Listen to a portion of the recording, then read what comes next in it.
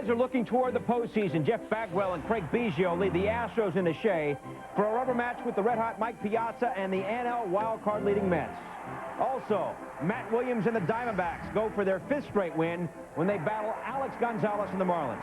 Later, Tony Clark and Dean Palmer power the Tigers into Safeco to tangle with Junior A-Rod and the Mariners, who lead the majors in homers and enter the night just 6.5 games behind in the wildcard race. It's Wednesday Night Baseball here on ESPN.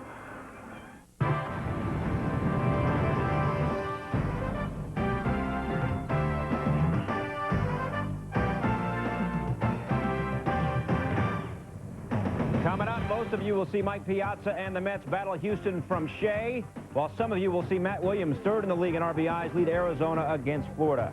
Hi, everybody. Great to have you with us on Wednesday Night Baseball. I'm Bill Pito. As play begins tonight, the Mets are now 2 games behind Atlanta, and Houston is 2 games in front of the Reds because of what happened today between the Reds and Braves. Bottom 1, it's 1-0 Cincy. Runners on 2nd and 3rd for Andrew Jones. Is it deep enough? Back to the track. Vaughn goes back to the wall, just deep enough. 3-run home run for Jones. He extends his hitting streak to 13 games. Braves win at 5-2. Elsewhere in the AL, Indians Athletics, Manny Ramirez in the top of the 3rd. Solo home run is 34th on the year. Cleveland's up 3-2. In the top of the 7th, Ramirez again is 35th on the year, and Cleveland is up by the score of 10-3. And then in the 8th, it's Ramirez again. He had 3 home runs in the game. He's now got 36 on the year. He drove in 4 runs. Indians win at 12-4. A's a half game now behind Boston in the wild card race. Elsewhere, Toronto beats Anaheim 7-2, so the Blue Jays are now a game and a half behind Boston in the wild card race in the American League. There are 10 games total around Major League Baseball tonight. We'll keep you posted on everything. In the meantime, we're set for baseball. Most of you will see Houston and the Mets, the rest, Arizona and Florida. Enjoy your games here, everybody. Since the All-Star break, the New York Mets taking on the Astros Game 3 of this 3-game set. Today, Atlanta won Game 3 against Cincinnati, sweeping the series. So now in the East, the Mets are 2 behind the Atlanta Braves. In the Central, the Astros are 2 up on the Reds. And in the wild card race, the Mets lead the Reds by 3. It is that time of year. Hello, everybody. I'm Gary Thorne. Pennant Fever, you better believe it, in the National League, because a great race is going on with those clubs all involved trying to get the postseason.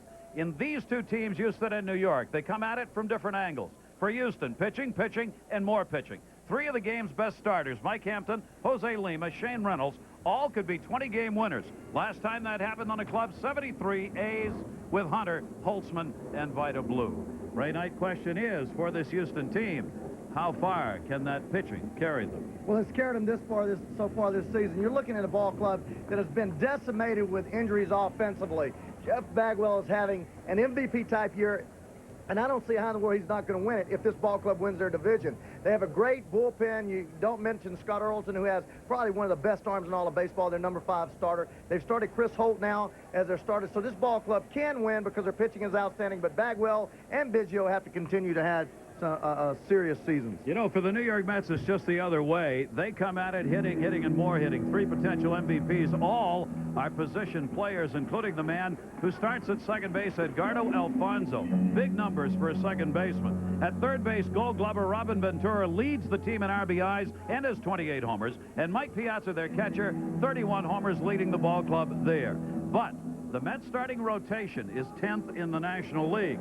Can they win with that pitching because of those hitters? Well, I go back to the 1969 Braves, who I love. They played the Miracle Mets, and they had Cepeda, Aaron, and Carty, and Felipe Alou, and they couldn't win it, but they had a pitching staff very similar to this ball club. Not a clear-cut number 1 or 2 starter. On any given day, anybody can be their best pitcher, so they're very tough to mix this ball club up with another ball club to match them up.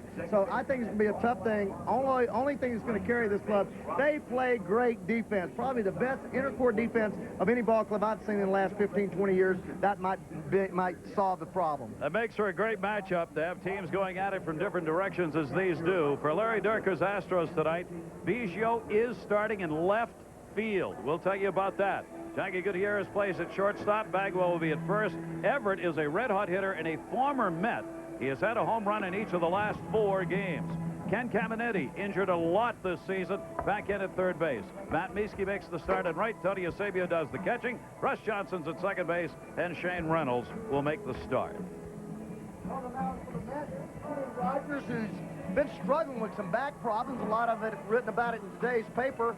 Has started this season 5 games for the Mets. The Mets have won all 5. He has a sinker, curveball, and a changeup. Keeps everything down. Really a finesse-type pitcher. It's really going to be important to watch him early in the game and see if he's following through and if he has a reoccurrence of those back spasms. They are counting on Rogers having a big finish for this ball club, not only as a starter, but as a left-handed starter. And he is a ground ball pitcher. When you've got a defense like they do, that's exactly the kind of pitcher you want. Well, Ventura's leading the league in fielding. Look at the shortstop and second baseman, both the best range in their respective positions, with all due respect to Pokey Reese with the Cincinnati Reds. Ordonez and Alfonso, they'll shut you down if you hit ground balls. Look at this play. 5 steps up the middle, stretches out, flips it with his glove, and they turn double plays by 3 or 4 steps. A lot of times you see that bang, bang double play, but Alfonso right there has extremely quick hands, always gets to the base on time, and a very strong, accurate throwing arm. They are a delight to watch for New York fans this season in that infield.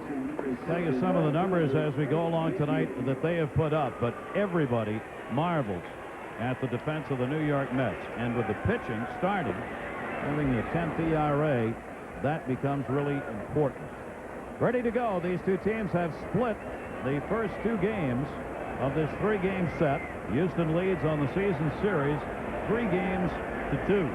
And here's the left fielder, Craig Biggio.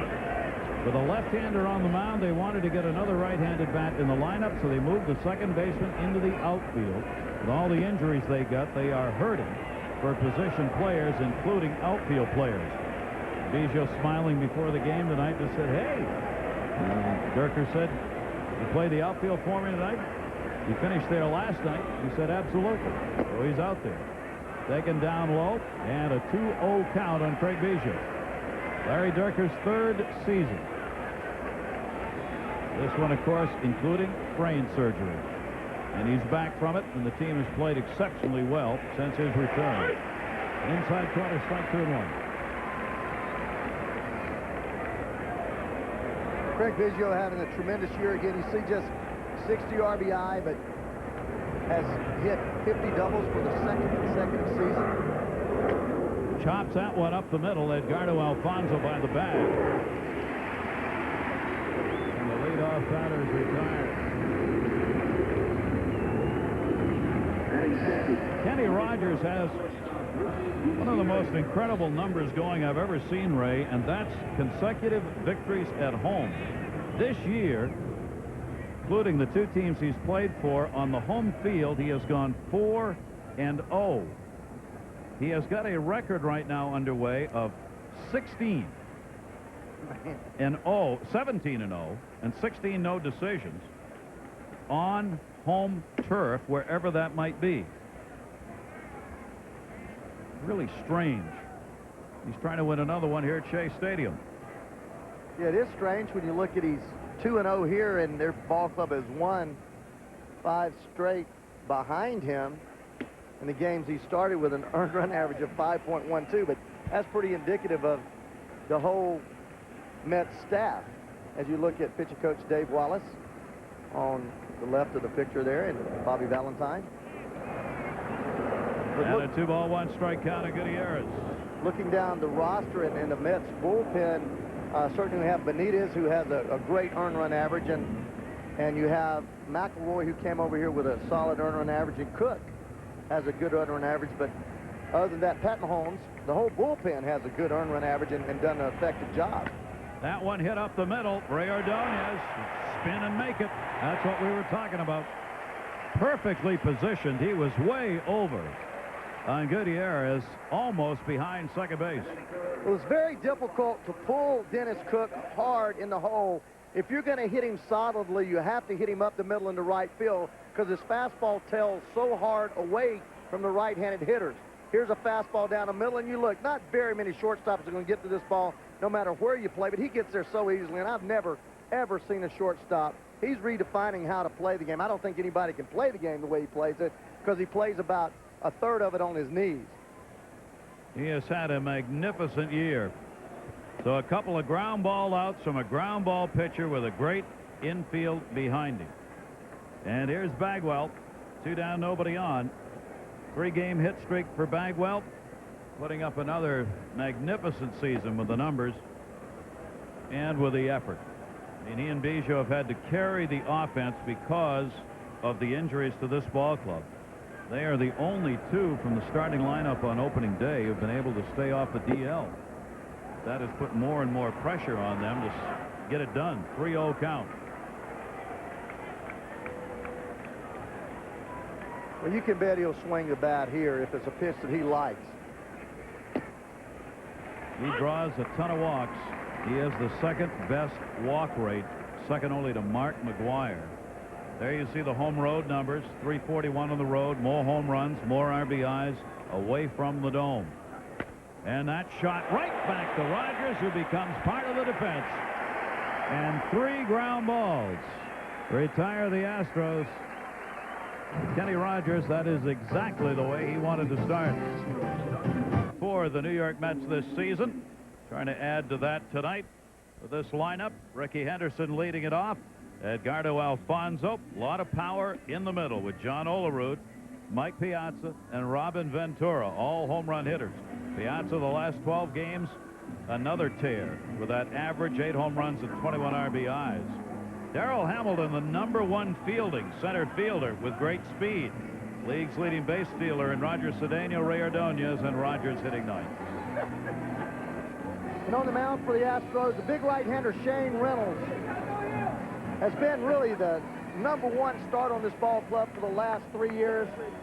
Darryl Kyle may have wrestled that away from him 2 or 3 years ago, but he's always out there, going to take his start. 27 starts this year.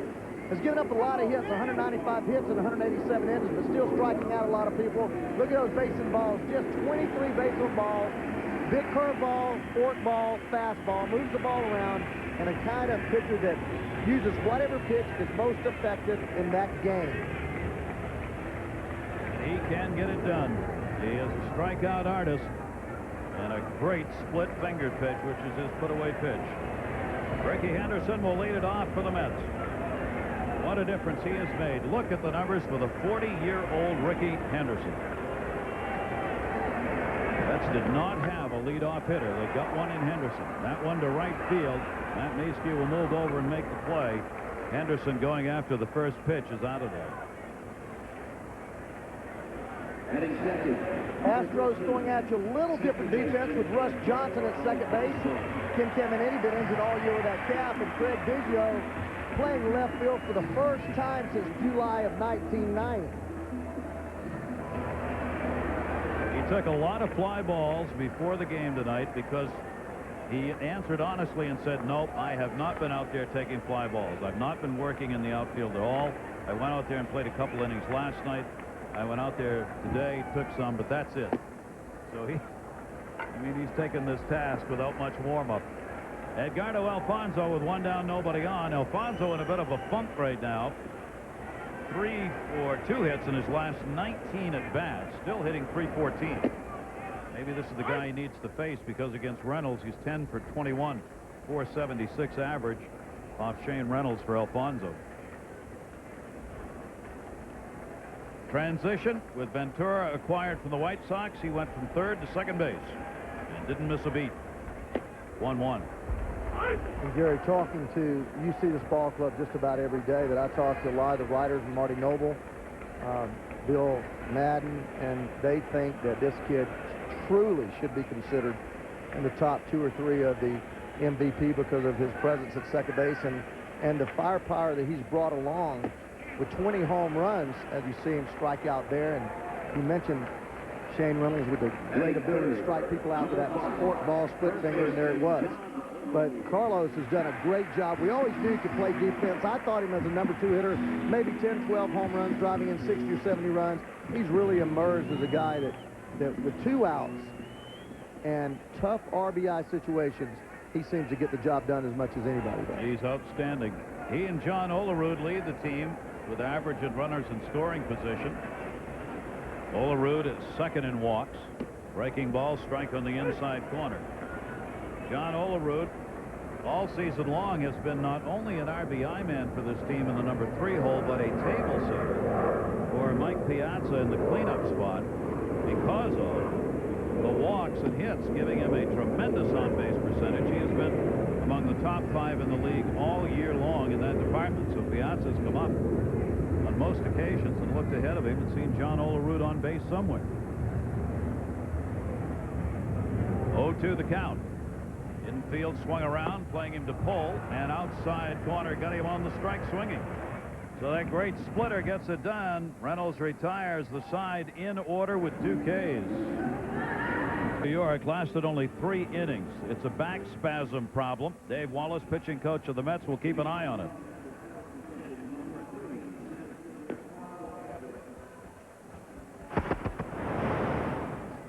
Well, I think we got to watch him the first couple innings. I think he had a spasm up there in his upper back, and you know, if he doesn't get over his curveball and he starts favoring that a little bit, he usually gets the ball up and doesn't get through his delivery. So I think the first 2 or 3 innings we'll be able to tell that. Certainly looked all right to start this ball game out. Both pitchers did what they want to do, and generally successfully. Reynolds with the split finger strikeouts and Rogers with the ground ball outs. That's how these two make their living. Very well, we might add. 31-year-old Shane Reynolds and another veteran Rogers who goes to work here. Carl Everett up. Former Met has been on a tear. He's got a 4-game hit streak going. He is 4th in average in the National League. And I guarantee you at the start of the year, there wasn't one human being who picked Carl Everett to be in the top 10 in average.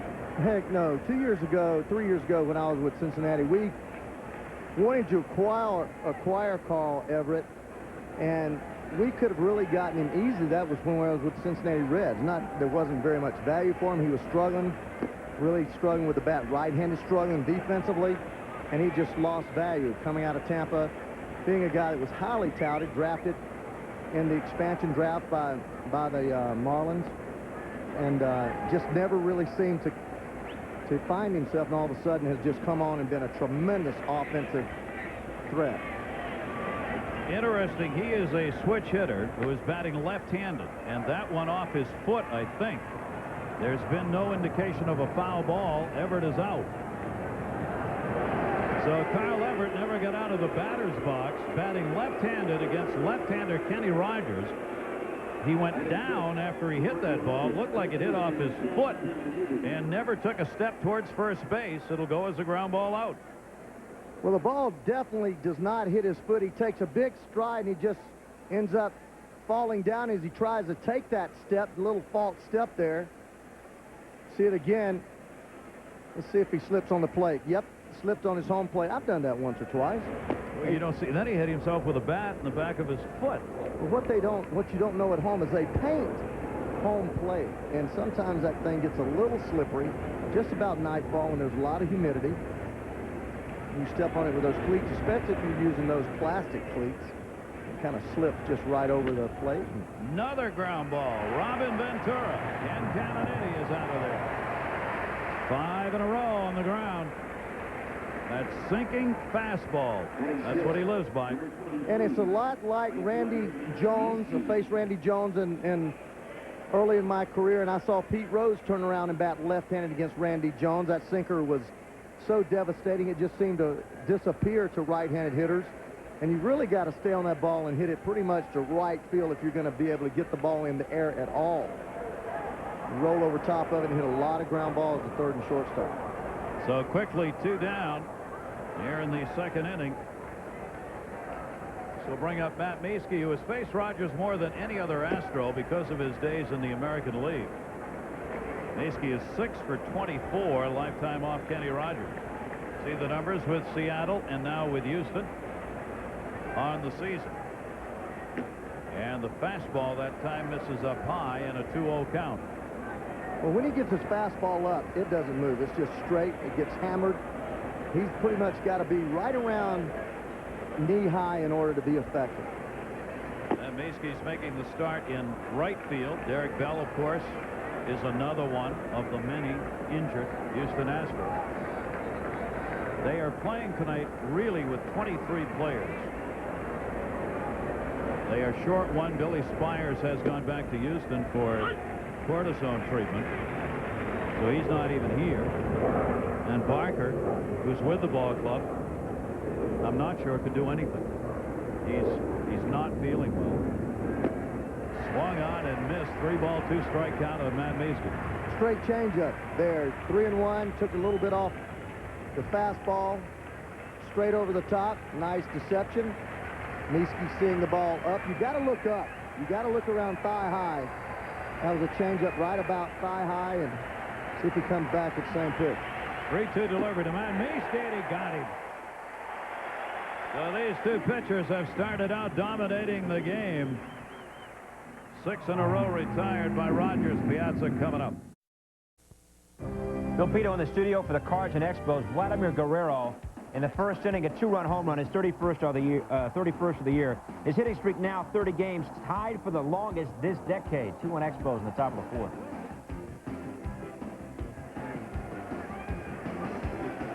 Attention in Montreal. Thank you, Bill. A great ball player in Montreal who does not get nearly the attention due him.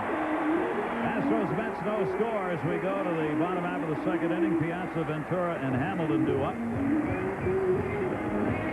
Mike Piazza now 6th in the league in homers and 9th in RBIs. He has been on a post-All-Star break tear. Here's the batting average, the home runs, and the RBI, and his ranking in the National League in each of those. And he has hit Shane Reynolds hard. 13 from 28 home runs in his career. This is a dangerous hitter for Reynolds. And that's what Piazza's been doing a lot here in the second half of the season. He takes the first pitch almost all the time. You got to believe the scouting reports are starting to show that now, and it's almost an automatic that he will not swing on that first pitch. 359 in the month of August. Fouls that one back in a 2-strike count.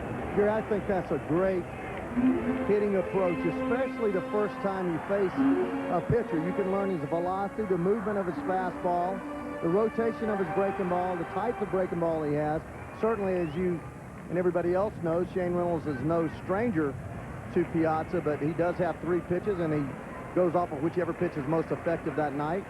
And Mike Piazza is a great 2-strike hitter. He's not afraid to have that. That one fouled off. That probably makes the most difference for him, Ray, is that he's not afraid to be down on the count 2 strikes. Well, if you are, you can't take that first pitch. No, you can't. There's a lot of hitters that are first-ball, fastball pitchers because they do not like to get behind in the count. They don't like to hit breaking balls. When you get behind in the count, pitchers go to breaking balls, off-speed pitches. Mike Piazza can hit anything. He loves the fastball. He hits that to right field.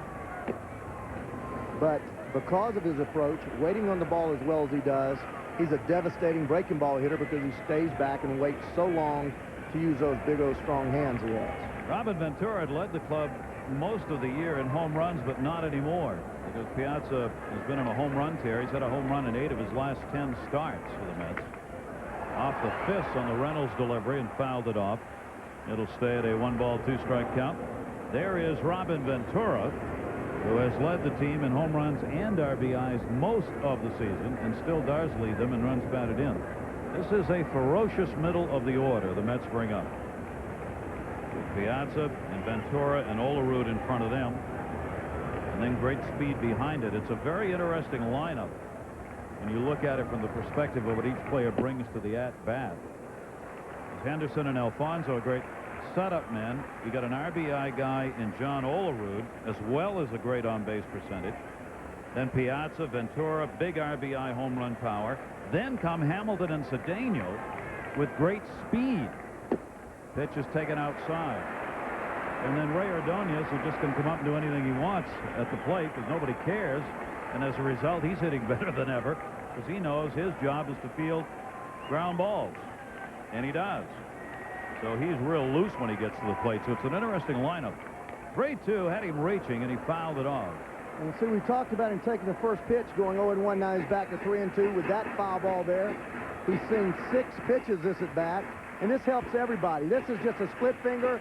He's waiting back. Now, if he's thinking fastball there, pull, he doesn't even get a piece of that ball. That's the same split finger that had struck out Alfonso and Olerud. But yet Piazza has that really keen ability to just wait to the last minute. 3-2, drill to center field. 410, near the wall, there's room, and hauled in by Carl Everett. Any other part of the ballpark, and he's got another dinger, but with the wind blowing from right to left, and that the deepest part of the yard, he didn't get it.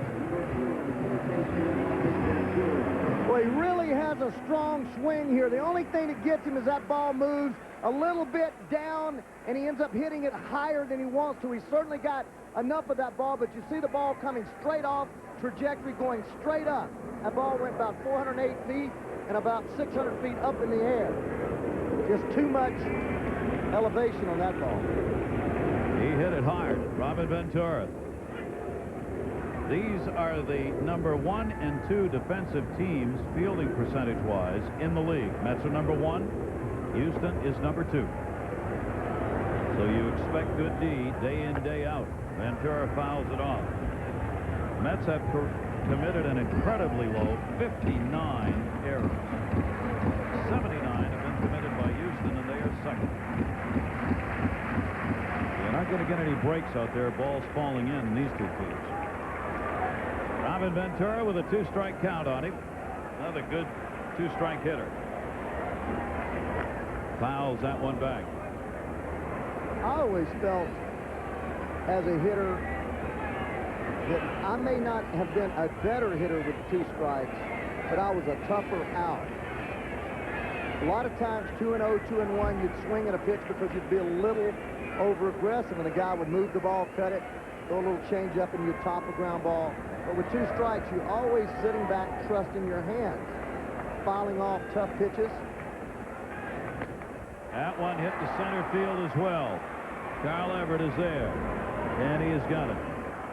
So 2 fly balls to center field, retire Piazza and Ventura, and if Reynolds can keep the fly balls there in this ballpark tonight, he'll be all right. This is a pretty good pitcher's park. It's fairly fair, but if anybody gets the advantage, it's the pitcher. There's no question about it. This ballpark has always been a fair ballpark, and those guys that hit 35, 40 home runs here, I look at Mike Piazza, Dodger Stadium, never been a home run hitting ballpark. He averaged 34 home runs a year there. He's already at 30 this year. Hit 29 last year, in 3 different places. But this ballpark, very difficult to hit the ball out from gap to gap because it's about 395 all the way out to center field for 410. The wind's always swirling. Darrell Hamilton, great speed, has given the Mets the center fielder that they needed, with Brian McRae not able to get it done this year for New York. Hamilton has come over and been spectacular. 397 in 21 games with the Mets is his average. That one down the line, and that'll take the bounce. Biggio unable to get there. One of the most, I would think, difficult things Craig Biggio will deal with in left field tonight is judging balls off the bat. I mean, he hasn't done that. Yeah, I played minor league ball and start off at second, and then I moved to short and then played third. And I played a lot of outfield my first year in 1972.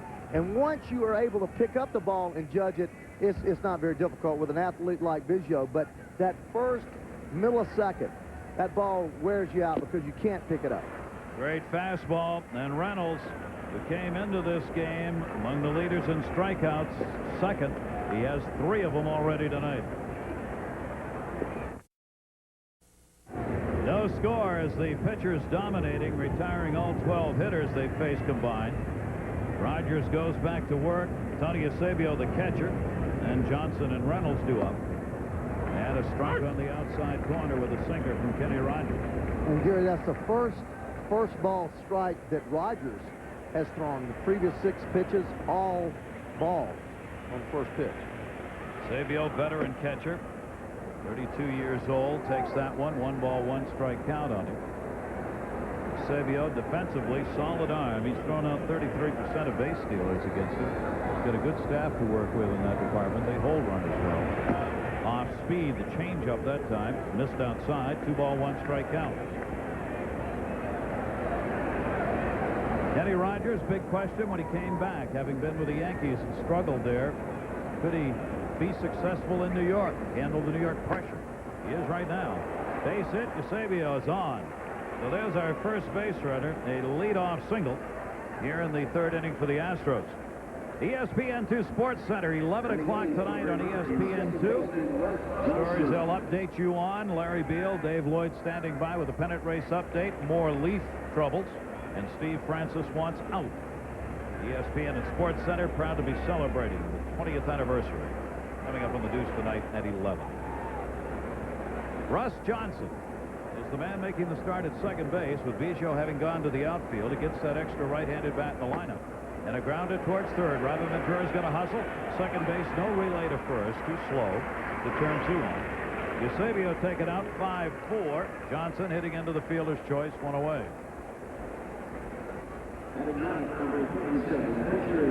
This is what happens when you try to pull the ball. That ball's on the outside part of the plate, sinking down. Robin Ventura, the veteran that he is, knows there's no chance for a double play as Russ Johnson runs fairly well.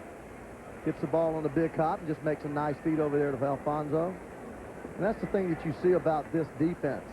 The shortstop is really flashy. At third, second, and first, just very professional. Although Alfonso can make some flashy plays because his ability allows him to range and use that big arm. But that man right there is as good a third baseman as you'll ever want to see. And he makes that play going back a lot like Cleek Boyer, where he can go back on balls that are hit with overspin and still make the play because his hand-eye coordination is so solid.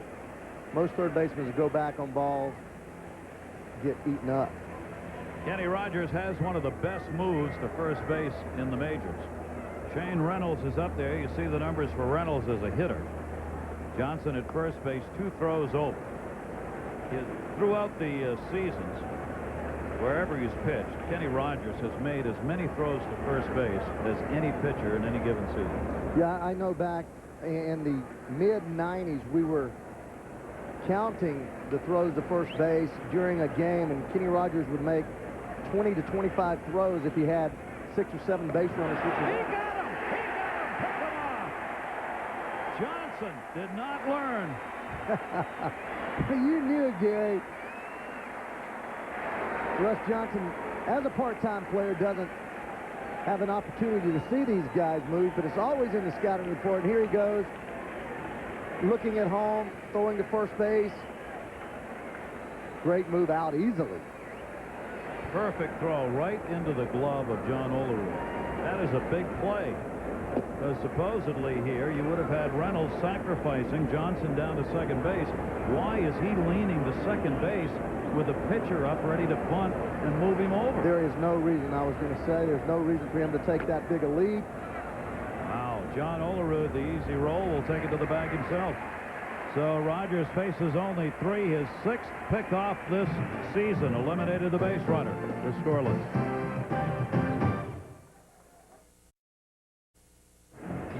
No score here. Reminder, Sunday Night Baseball coming your way at 8 o'clock. It'll be the Atlanta Braves and the Cardinals. Atlanta won again today. Chipper Jones vying for an MVP title himself against McGuire. Hit his 51st of the season on Tuesday night. Sunday Night Baseball.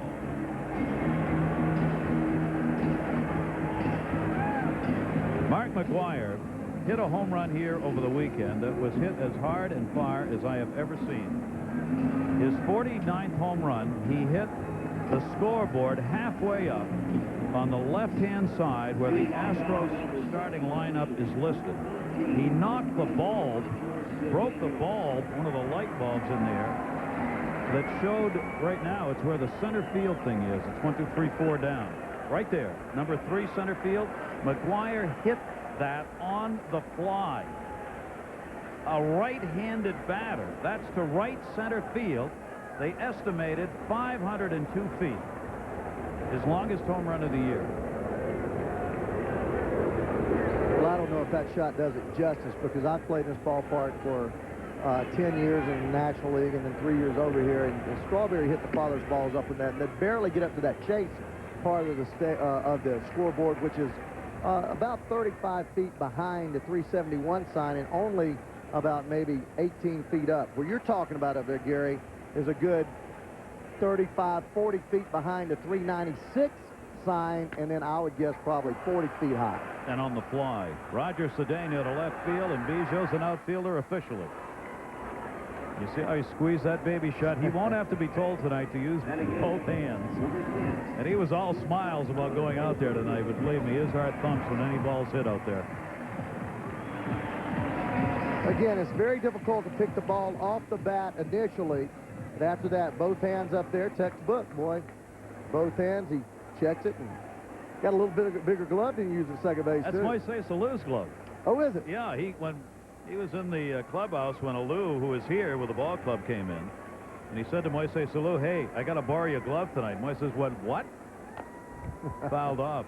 I said, "Yeah, tell him to give you the one that's got the ball already in it." He says, "Oh, you know that trick. I got one of those gloves." So he's got a Alou's glove out there in the outfield. Ray Ordonez with a one-strike count. There's Moises Alou trying to work his way back.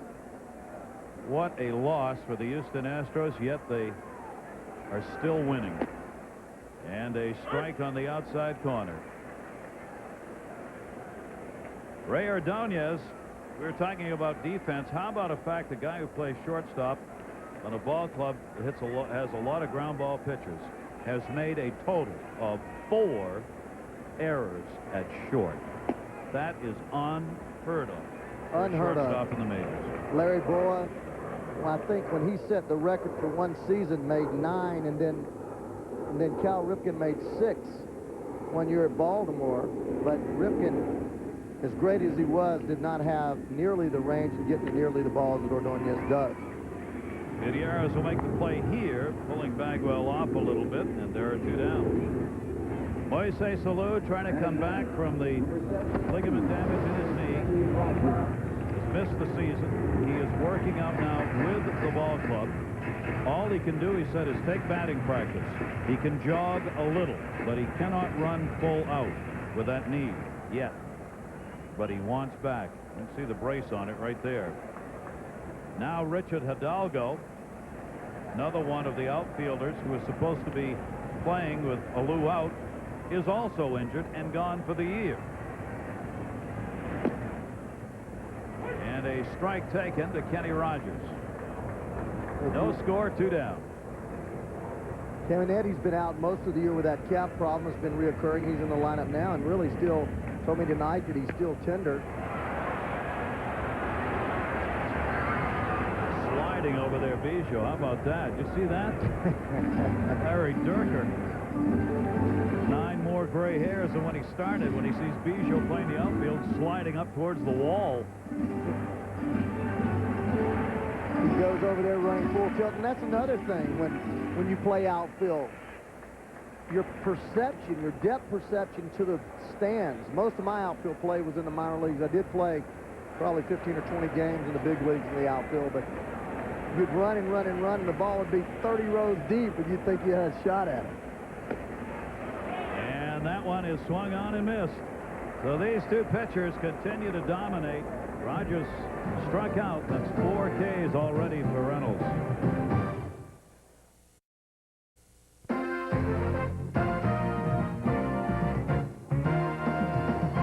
ESPN Wednesday Night Baseball is brought to you by Anderson Windows. Worry-proof, time-proof, Anderson Windows. And by Circuit City. Answers in every department, low prices all over the store. Shea Stadium is the site first half of our Wednesday night doubleheader. Gary Thorne, Ray Knight, and all the crew on hand here in New York. Overcast evening, very comfortable, temperatures mid-70s. And these 2 teams wrapping up the rubber match of this 3-game set. They have been tight ball games, and this one should be no different the way these 2 pitchers have started. Both have dominated here, doing exactly what they do best. He gets ground ball outs. Shane Reynolds gets strikeouts. They've retired 17 of 18 batters so far.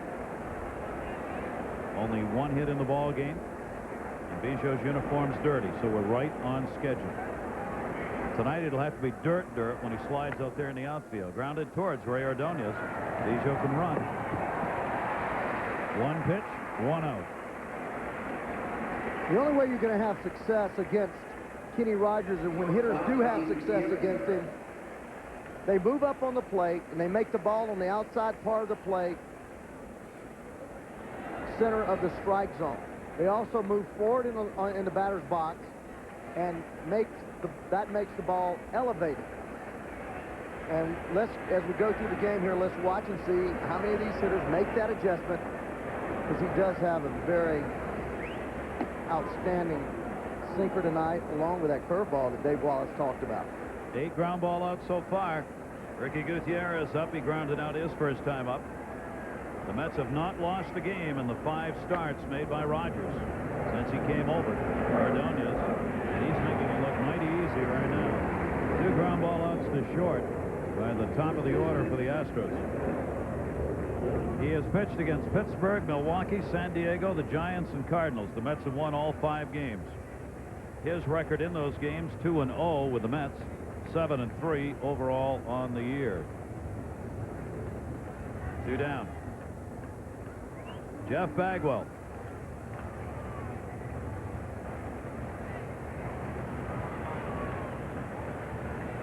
Bagwell loves playing here at Shea Stadium. He's picked up 47 RBIs in 47 games here at Shea. He likes being on the road anyway, because most ballparks are a better hitter's yard than the Astrodome he plays in his home yard. Down and away, 1-1. You see what Kenny's doing. He's throwing that big curveball, bad down and in to right-handed hitters, then going away with the sinker. He has not thrown a fastball on the inside part of the plate yet. Here's one right here. He's finally coming in with a fastball. Got it in far enough, Ray. Right off the fist. John Olerud, fair territory. That's that. 7 pitches, each of the last 2 innings. It's all it's taken him to retire the Astros. Scoreless here at Shea Stadium. The Astros and the Mets. A reminder, the National Football League preseason, Friday, 8:15 Eastern. It'll start with NFL Tonight, 7:30. Then the Atlanta Falcons at Tennessee to take on the Titans. New name, new team, new stadium, led by running back Eddie George. And Atlanta looks to return to the Super Bowl, led by quarterback Chris Chandler. The Falcons and the Titans, Friday. All starts at 8:15, ESPN.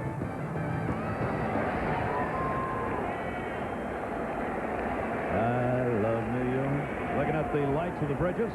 Frog's Neck, Whitestone bridges in the distance, connecting the boroughs. And these boroughs this summer have been baseball connected, with the Yankees and Mets playing the way they have. Fans starting to rock here as Henderson leads it off. First ball hitting left center field towards the gap. Biggio over. Oh, yeah! I can play the outfield. Tracked that down like he'd been out there all year long. Well, you're talking about a world-class athlete in Craig Biggio. He has a great speed, a great burst of speed. Started as a catcher, moved to second base, and once he starts tracking this ball, there was no doubt in my mind he was going to catch it.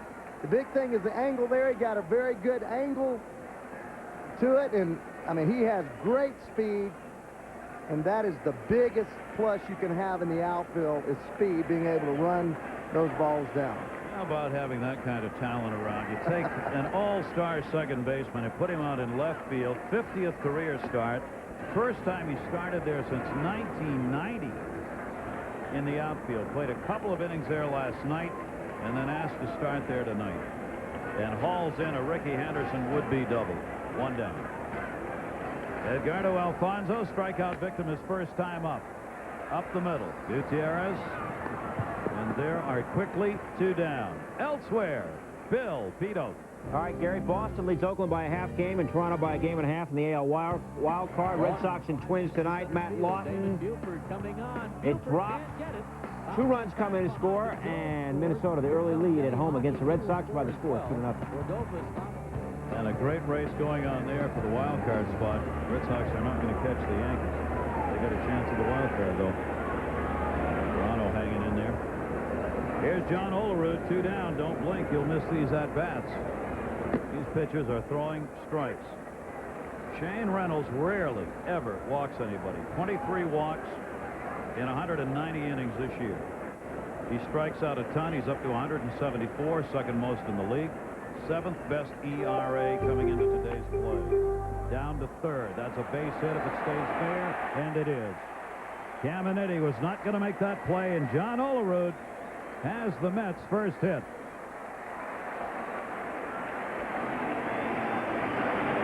Squibbler off the end of the bat, off the split finger, and there's just no way you can make this play. You hope that it kicks foul. Obviously, it wasn't.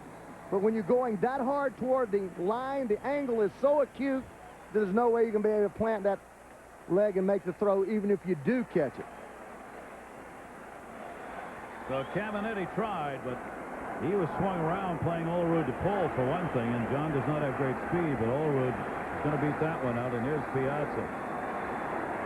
So Olerud gets an infield single, each team now with one hit, and this is a dangerous spot for Reynolds. Piazza hit the ball deep to center field his first time up. And as we told you, he has been a terror against Shane Reynolds. And again, not even offering at that first pitch. I mean, he was just taking all the way there, Garrett. He wants to look at one before he makes any move at the plate. That, he may have to change that soon, Ray, because he's been doing it now for a month. And pitchers are going to know they got a free pitch coming. But check, swing, strike. I don't think he cares. I don't either. I know that when our colleague and former teammate of mine, Joe Morgan, he didn't swing at the first pitch. Wade Boggs never swung at the first pitch. You know, there's guys that have so much ability in getting the bat barrel on the ball. You know, they don't care. They just throw it right down the middle if you want to. But every once in a while, they'll be like a snake in the grass. There's a towering pop-up. Caminiti with not a lot of room will run out of room. And Piazza, who thought he was out, is going to get another chance. That shows you how hard that wind's blowing in from right to left.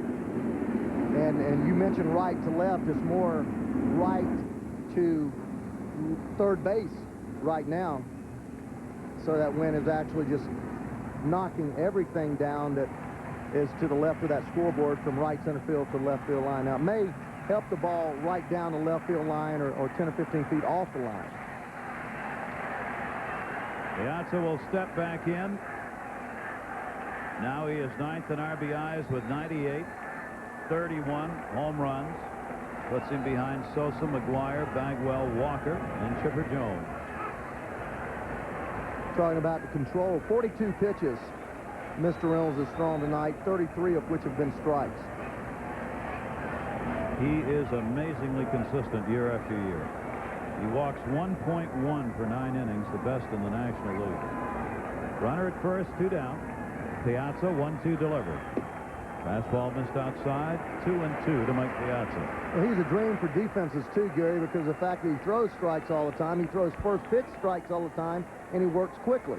And he doesn't ever try to really build counts. That's why he strikes out a lot of people. He gets ahead of them, then goes to his best pitch, that split finger, and tries to put them away. Olerud off first. 2-2 by Reynolds. Got him looking. Great pitch. There'll be no argument on that one. 5 strikeouts now for Shane Reynolds. 1 hit. Olerud stranded at first base. It's unbelievable that they're doing this again. Well, you know, George Foster hit 52 in 1978, and it was like he hit one every other day, and you knew that the man was having an unbelievable year because every pitch that he got to hit, he just didn't miss. And to see McGuire do it for 4 years now, 50 home runs a year, and Sammy, last year I thought it was an aberration. I just didn't think it could ever be done again, and here they are, and I just, it blows me away. I mean, I did hit 14 one season. And that's nothing wrong with that. Carl Everett up, batting at .331. Everett leading it off. Caminiti, Matt Mieske to follow. Everett grounded out, 4-game hit streak with a red-hot hitter. .344, right-handed, .326 left. He's batting left against a lefty, as we noted. One of the reasons may be that left-handers actually have a better average against Kenny Rogers, .298, compared to .280 for right-handers. Well, that's because he takes, if you stand on top of the plate, which Everett does, it takes that changeup away and makes Kenny a breaking ball pitcher. His best pitch is that sinker and that changeup. Look how he is right on top of the plate, trying to force him to throw the pitch away. He is on top of it. That's a fair ball, and it goes off Olerud, and Everett is on. Leading off the 5th inning. That will be hit number 2, and Carl Everett's on. We'll have to wait and see if they charge. Nope, it's a base hit. It's a base hit for Everett. Gary, at the onset of the game, we mentioned Russ Johnson in the game as a right-hander. As we look here at the breaking ball there, and that's one thing you can do. You can move on top of the plate, think breaking ball, because when a guy like Kenny Rogers' best pitch is a sinker and a changeup to right-handed hitters, he doesn't really have an area in there to throw because you block that off with your body, and he doesn't see that space in there, and it's very difficult for him to get the ball where he wants to, so he goes to his 3rd best pitch, which is a curveball. You look for that pitch, as Everett did right there. He got a base hit. Carl Everett's on. The only other base runner was picked off for the Astros. Russ Johnson in the 3rd inning after he got their other hit. Caminiti getting back to play, as Ray mentioned, missed 79 games with that strained right calf muscle. On the DL until August 16. And Caminiti takes the pitch away, and Rogers falls behind on him, 2-0. Well, Cammy's going to be a big addition to this lineup. I know that they've lost Alou earlier, and then Hidalgo and Bell. Everett with the great speed at first, a good matchup, 25 out of 29 stolen bases there. Should see a throw over there pretty quick with his 2-0 count. 2-0 delivery, outside corner strike. He may be fooling Everett by not throwing over.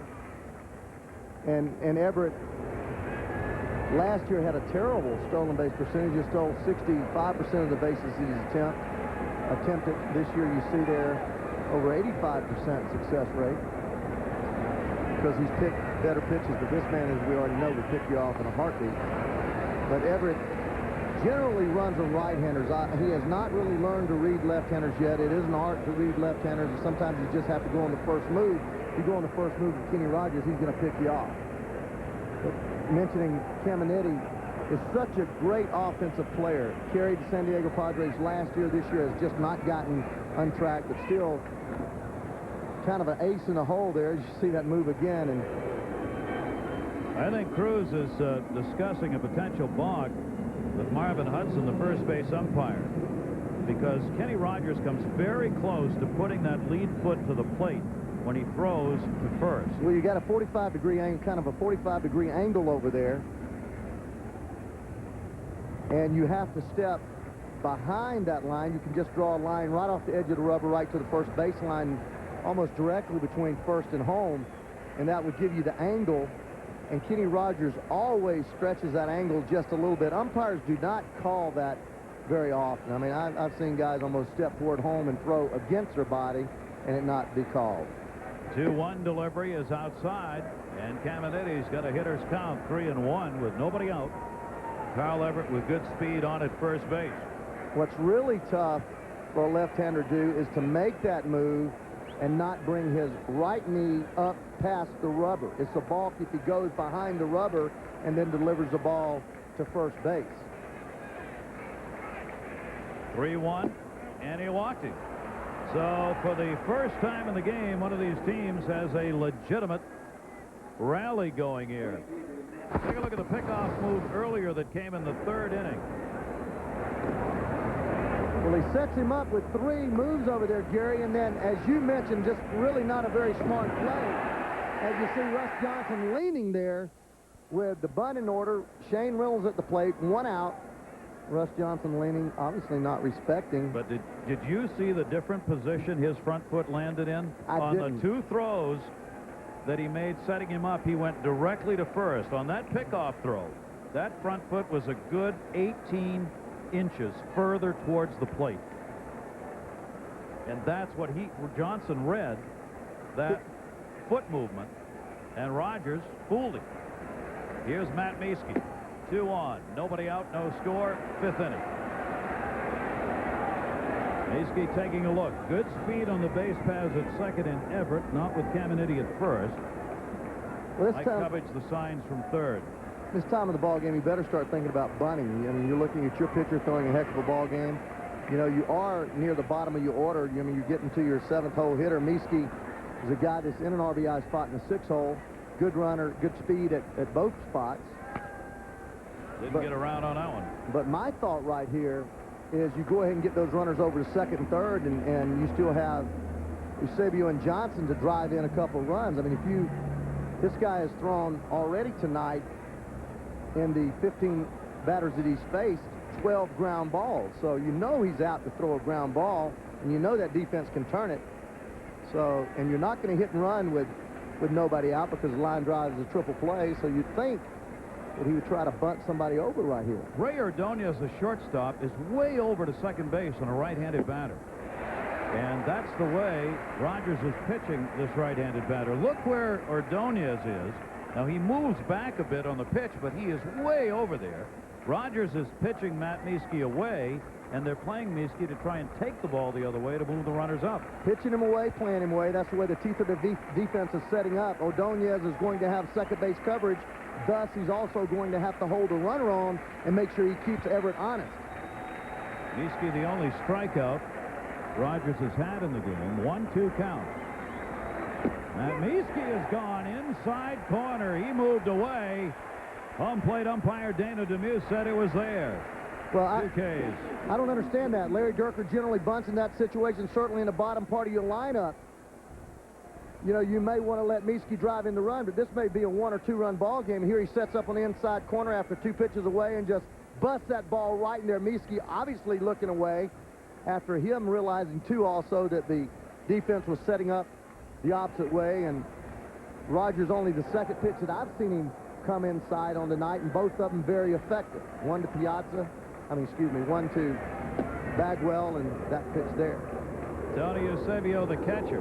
One thing Larry Dierker may have been thinking of is that Mieske's hitting .379 with runners in scoring position. These guys behind him are nowhere near that number. Tony Eusebio, .211. Yep, I know that, and those stats will mess you up a lot of times. Yep. Popped up, no play. You get to looking at those stats, and that's why the great Earl Weaver and Sparky Anderson and the great managers that I played under, Bill Verdon, they just went by their heart. They went by what their gut feeling was. They didn't look at stats that much, although Earl Weaver had his own little 3x5 index cards that he made up on his own memory. But in that situation, just normal baseball is to bunch your 2 guys over. It gives you so many other ways to score. The sac fly, the wild pitch, that you don't have with runners at first and second that you would have if they were at second and third. It puts pressure on Bobby Valentine, too, whether you play infield up or back with runners on second and third, and they put pressure on him. You know, in this type of ball game, you see guys like Joe Torre play their infield in the 5th inning to cut down to 1 run. Normally, you know, when I managed in my training was to play the infield back, thinking that 1 run wouldn't beat you, and you didn't want somebody to put up a crooked number. 1 ball, 1 strike, no score, 5th inning. 2 on. Just stayed alive. Tony Eusebio at that one right off the end of the bat. A ball, 2 strikes. But the other thing, too, Kenny Rogers, not a strikeout pitcher, Gary, so he's a guy that you're going to make contact on generally. So you get runners at second and third, play your infield back to make sure you don't have a big inning, and then all it takes is a ground ball contact up the middle. It doesn't even take really success as a hitter as far as base hits. Just ground ball contact scores you a run. His strikeout high this year, 8. Did that only once against San Francisco 2 starts ago. That's high for Rogers. 1 and 2 on Tony Eusebio. Everett off second base. The lead runner. Grounded towards short. Ray Ordonez. Edgardo Alfonso. It's 2.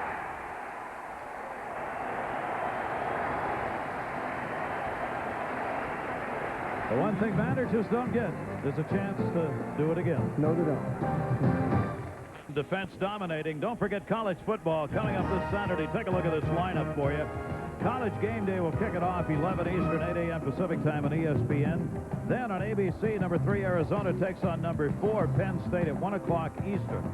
It'll be Louisiana Tech and number 1 Florida State. That coming up on the Deuce at 5 Eastern. NC State and Texas on the Deuce at 8:30 Eastern. That's all Saturday.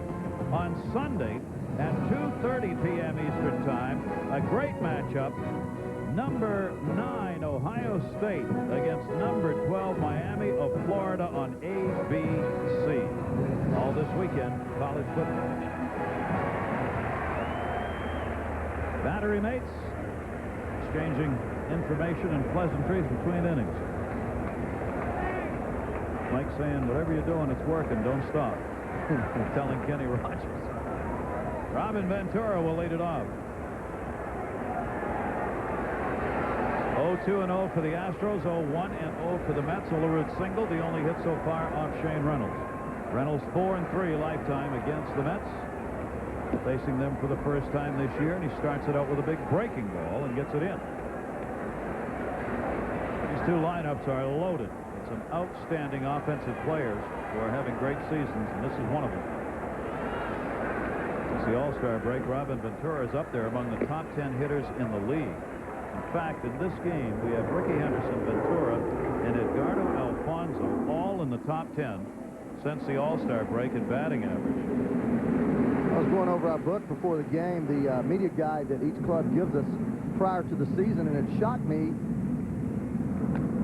Ventura slicing to right, and the dive by Matt Mieske didn't get it. Ventura makes a turn and will stay. Mieske wants to argue. Second base umpire Charlie Relaford made the call, said he trapped it. Ventura's got a leadoff single. Well, I wrote down on my card, L9, it looked like to me that he had caught that ball, and I looked away, and then the next thing I know, the umpire's signaling safe. Here's a replay as we see him coming in for the ball, head down, very good looking, the ball right into his glove. The ball actually did hit the ground. No question about it. So he did catch the ball right, umpire right on top of it. And you know, too, as an outfielder, you know if you catch that ball or not.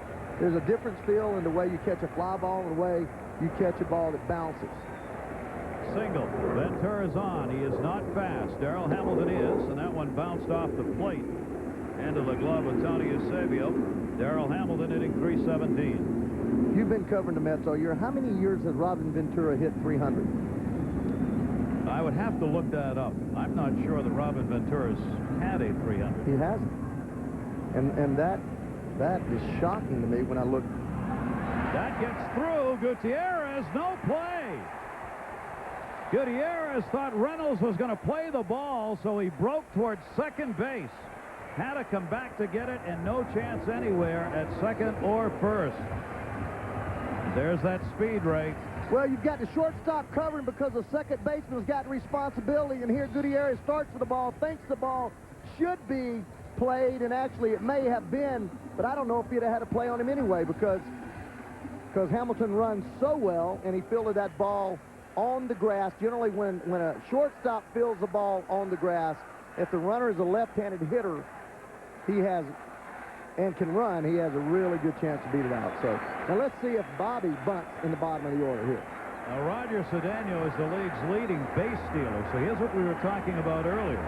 This speed back-to-back in Hamilton and Cedeno. Ventura, the lead runner, though, is not fast. Will he bunt? Cedeno does. Great bunt. Only plays at first. Got to gun it, and he just got him.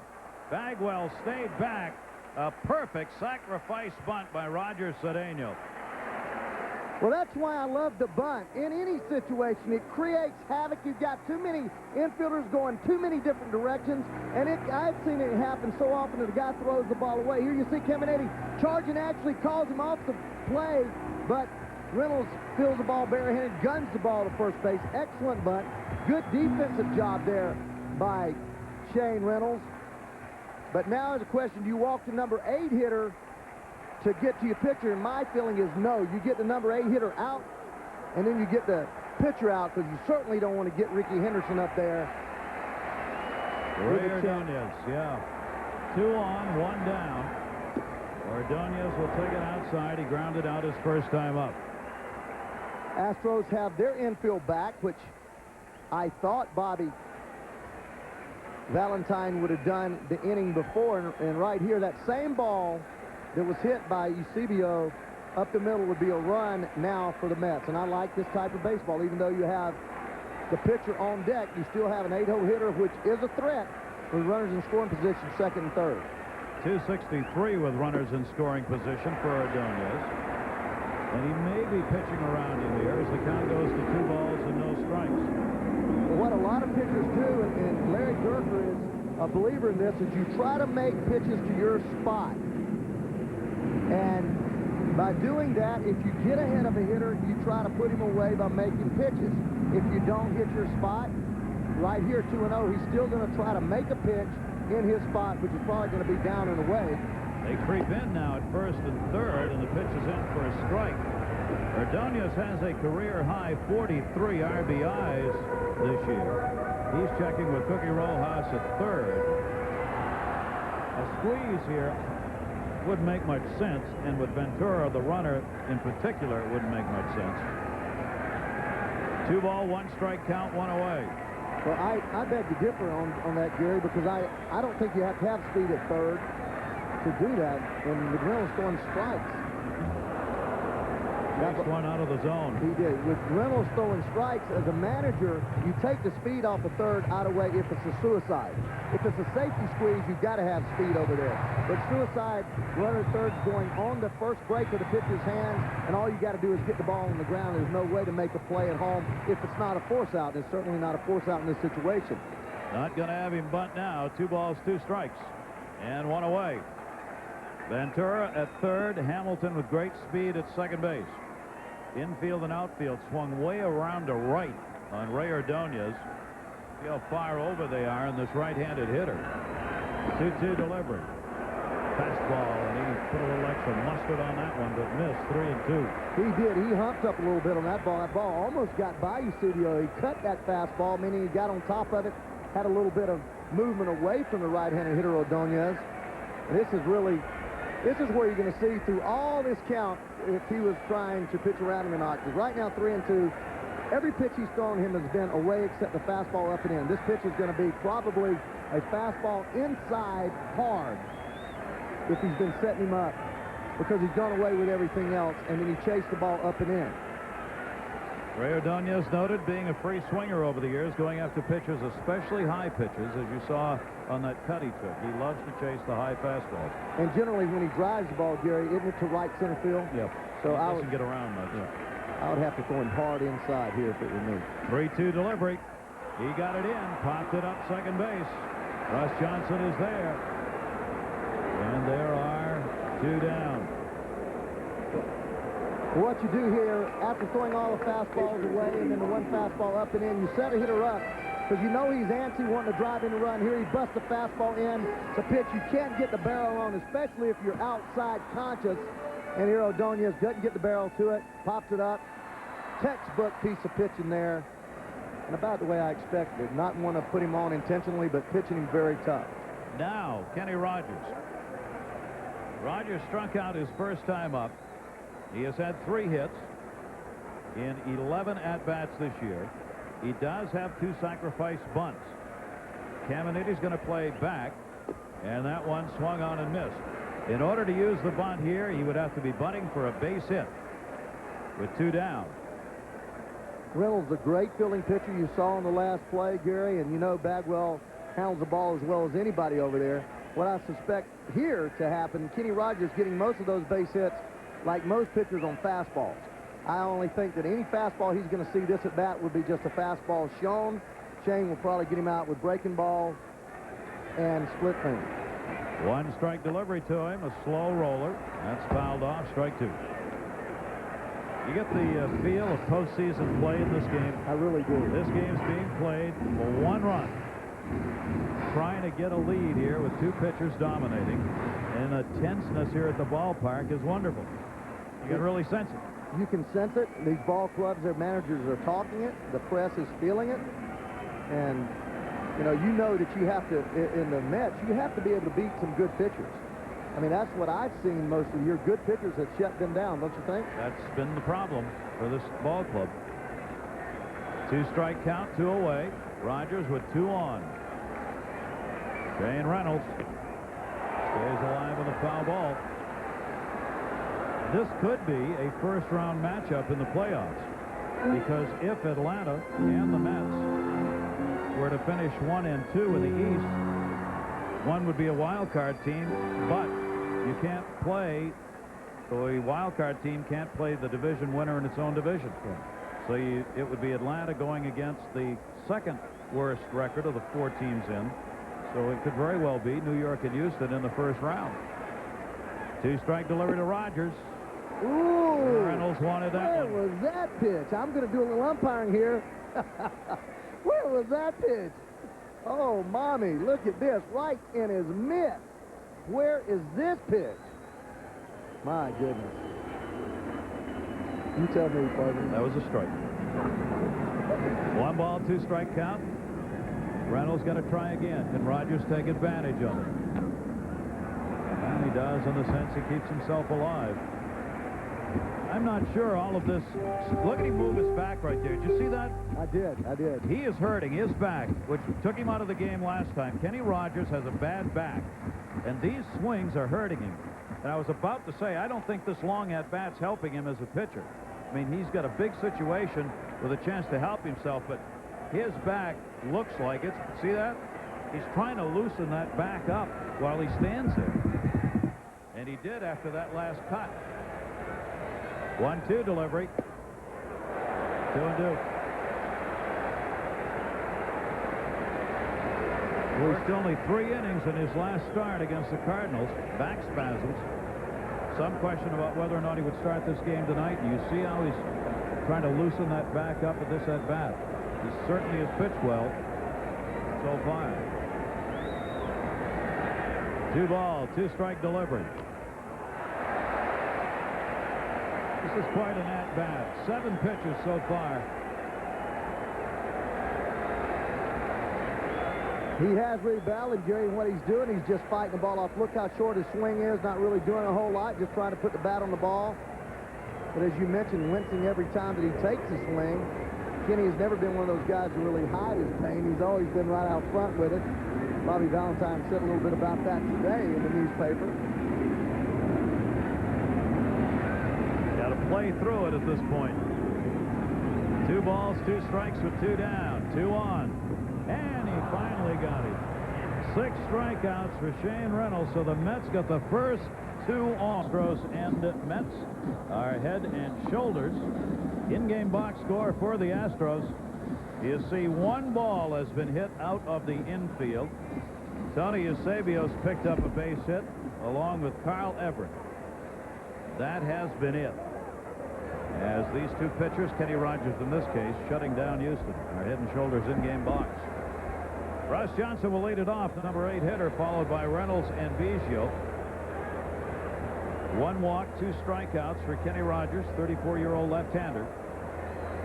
Making his 24th start of the year, has 3 complete games, and the only complete game the Mets have. Johnson hitting at .283, takes it away for a ball.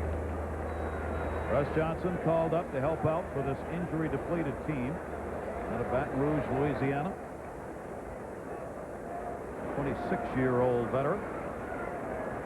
Baton Rouge, Louisiana is one of the nicest combination of words in the English language. Ray Ordonez in the hole. Boy, he gets that ball up and ready to go in a hurry, doesn't he? 1 away.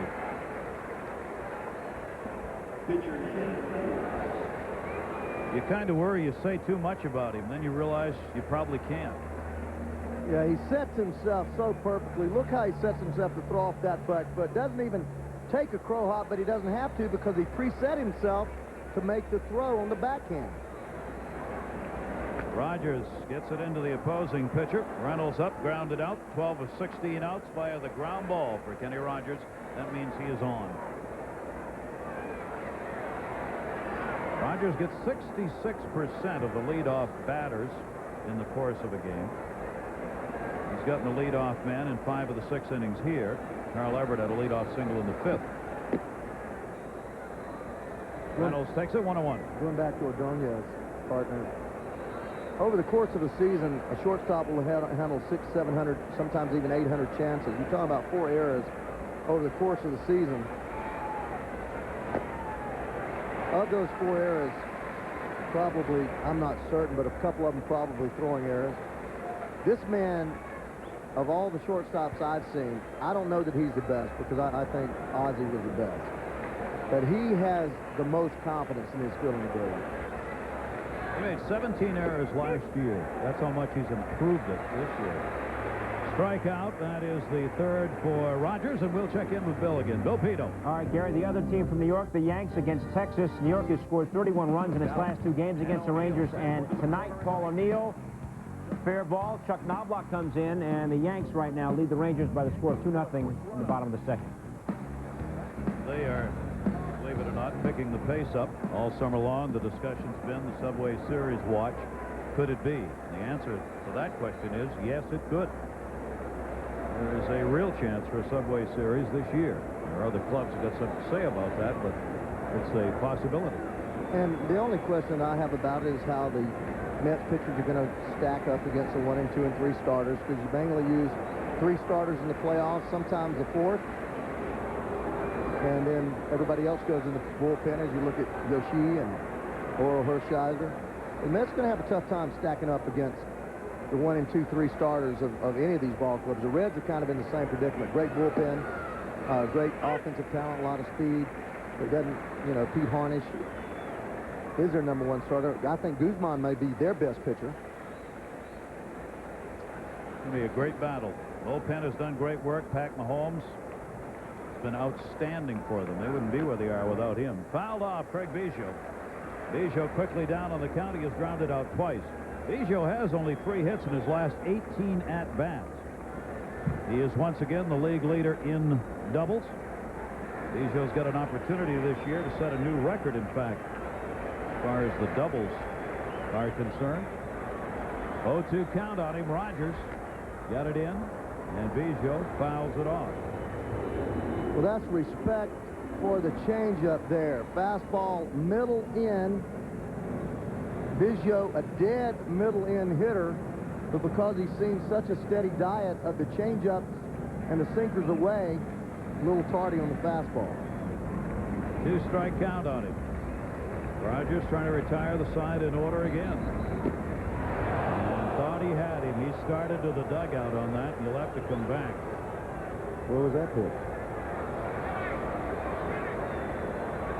Now check Piazza sitting up right there inside corner, turns his glove over just a tad. Now, it's not where he catches the ball. He's jumping off the mound knowing that pitch is a strike because he threw it right where he wanted to. Just doesn't get the call. 1 ball, 2-strike count. 2 down, nobody on, 6th inning. Rogers looking for his 4th strikeout. Biggio trying to get something started with 2 away for the Astros. Down the line in right field. That will fall as a fair ball. Cedeno over to get it, and Biggio is on his way to second base. He has had consecutive seasons of 50 or more doubles. He now has 51. 2 baggers on the year. Line drive hitter. Look at this. Fastball inside part of the plate. Got that ball up a little bit. That's the reason the ball was elevated to right field, but Biggio changing his bat plane a little bit, not coming over the top of the ball and smothering it, taking the ball to right field, and that's the way you're going to get base hits. They may be dunkers like that. If you're going to be successful against Kenny Rogers, when he has his best stuff like he has tonight, you're going to have to do it to the right side of the diamond. Well, here's a chance with 2 down against Rogers, the 3rd hit for the Astros. Biggio has tied the Houston record that he set last year with 51 doubles. And now Gutierrez, batting in that 2nd spot, gets the RBI chance. Ray Ordonez again will move over the shortstop, even with a right-handed batter up, to hold the runner at second base. And they pitch away, and it's outside, ball 1 to Gutierrez. Gutierrez, an excellent bunter here. Both Alfonso, the second baseman, are way deep, as are Olerud and Ventura, which you need to be with 2 outs and a runner on second, but nice time to drop a bunt. And a broken bat, ground ball to Ray Ordonez. And that's that. So Rogers gets the big out. Gutierrez, a .396 hitter off southpaws, but not off Kenny Rogers. Scoreless.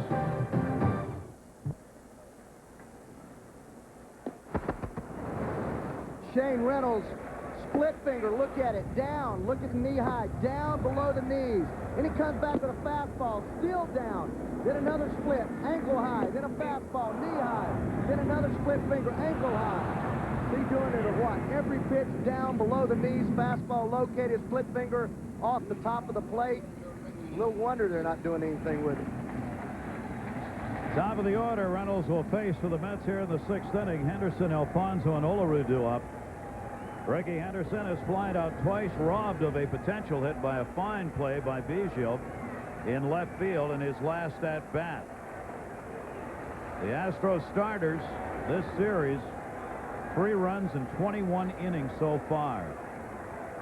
Scott Allerton, Mike Hampton, and now Shane Reynolds.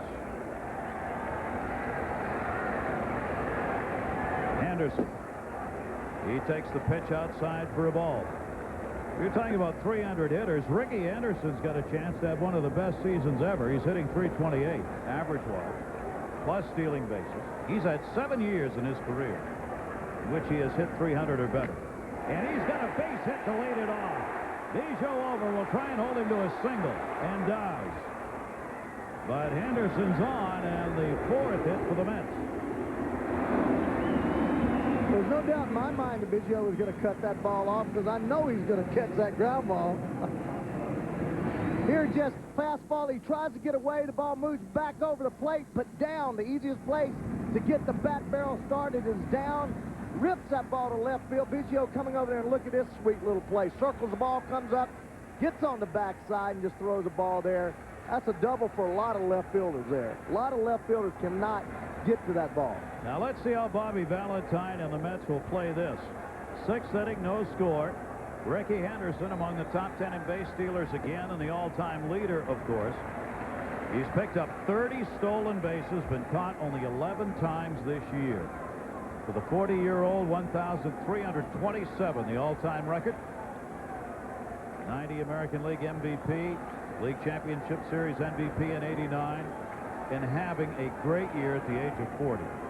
Well, I bunt here still, although Alfonso only has 1 sacrifice bunt all year long. That's why you bunt.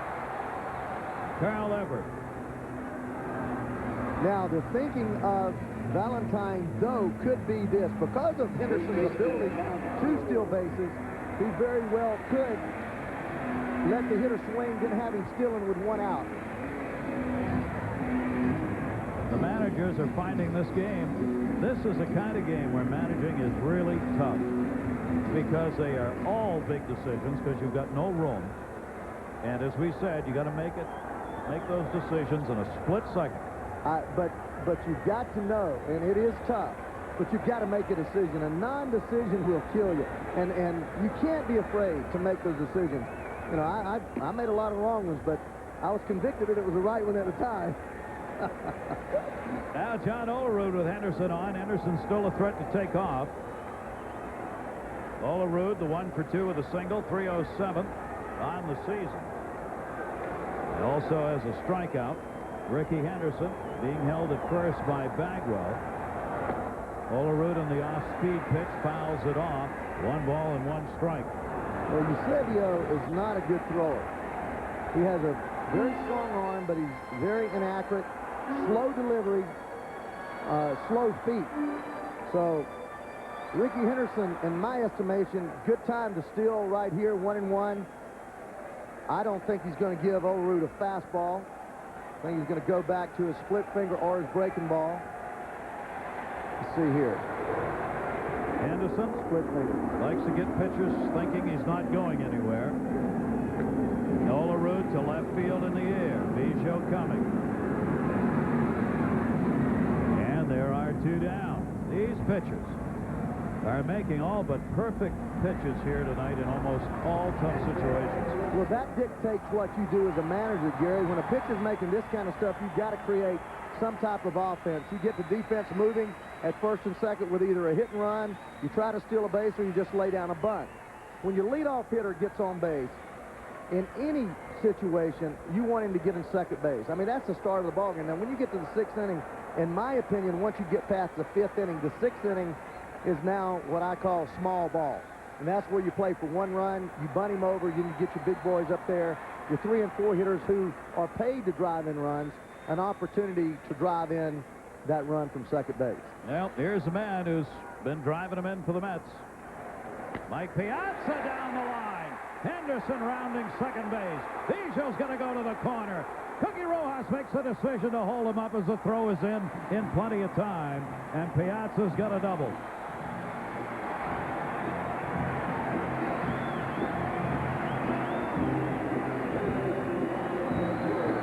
Biggio playing left field like he's been out there. Fastball running inside. Launched down that left field line. But look how he just stations himself and gets a perfect carom. Comes up with a perfect throw with the fleet Ricky Henderson there. And hits the cutoff man. Now they're going to probably walk Robin Ventura. But now in a situation where you have Durker, a pitcher, going to probably give Shane Reynolds 2 opportunities to get 1 out as Eusebio goes out to discuss the situation with Shane. Piazza delivers his 21st double of the season. 2 on. But there are 2 down. And Robin Ventura, Reynolds knows, is an RBI man. He is 6th in the league in RBIs. Number 1 on the Mets with 101. Behind him is Darrell Hamilton. Well, there's no reason to go right at him here, Gary. First base open. Great RBI hitter, so you've got both of these left-handed hitters. You try to make a pitch and then go from there. Ventura takes it away for a ball. He's not giving anything to hit. He's just going to give him pitches just off the plate, just up out of the strike zone. And Reynolds showed us last inning runners on second, third with the 8-hole hitter and the pitcher that he knows how to pitch out of jams.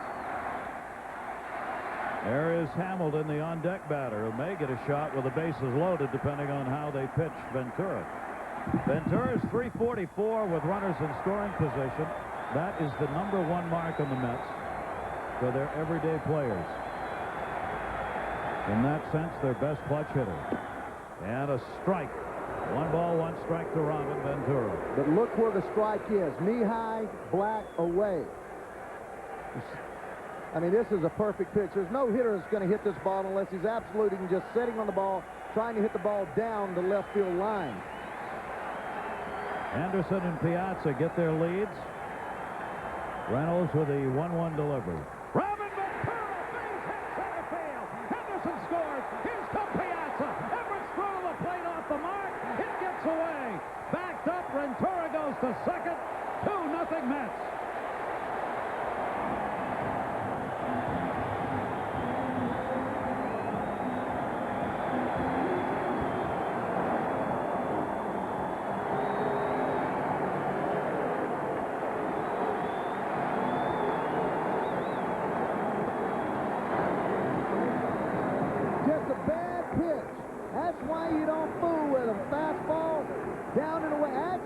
Actually, I'm wrong. That's a good pitch down and away, but what happens when you go to the same spot over and over again? The great hitters make the adjustments, Gary. Piazza running all the way, 2 outs. No doubt whether or not he's going to try to score, pumping, churning. Everett a little short with the throw, but... There's another base hit by Darrell Hamilton. Making the turn, Ventura, the throw by Matt Nieske's there. Ventura went around it. He's safe.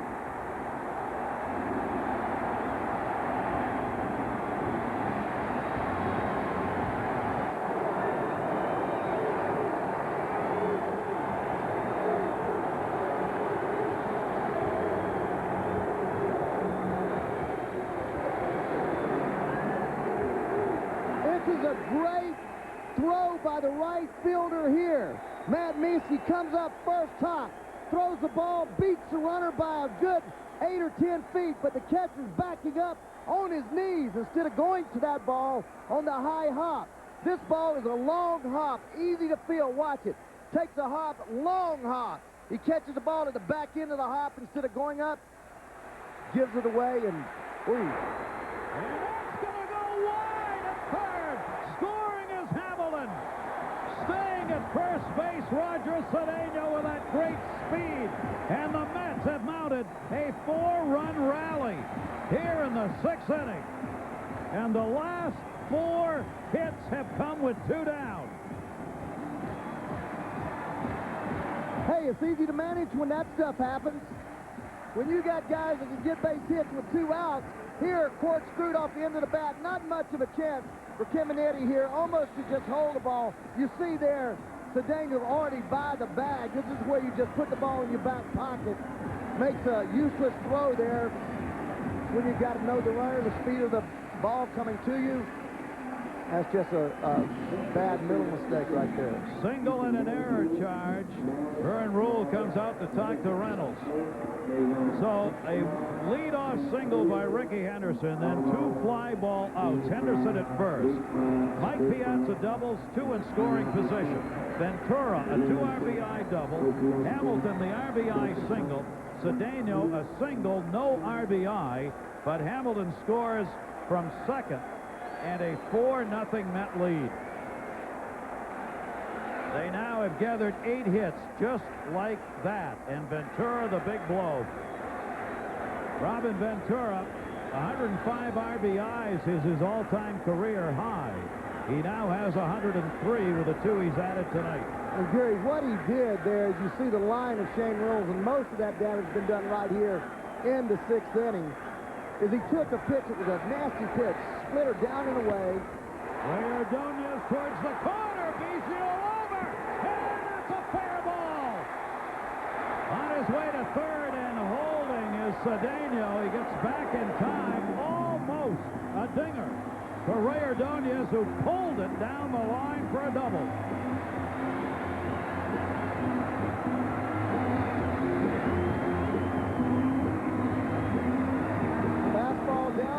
As you mentioned, he doesn't worry about too much, but his fielding rips that ball right off the top of the wall there in left field.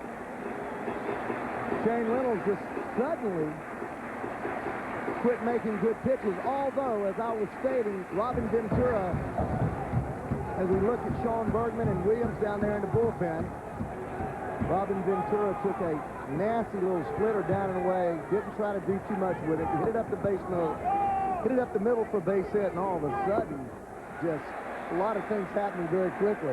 4 hits on 4 pitches. The Mets have now had 5 hits in a row. 2 in scoring position, 2 down still.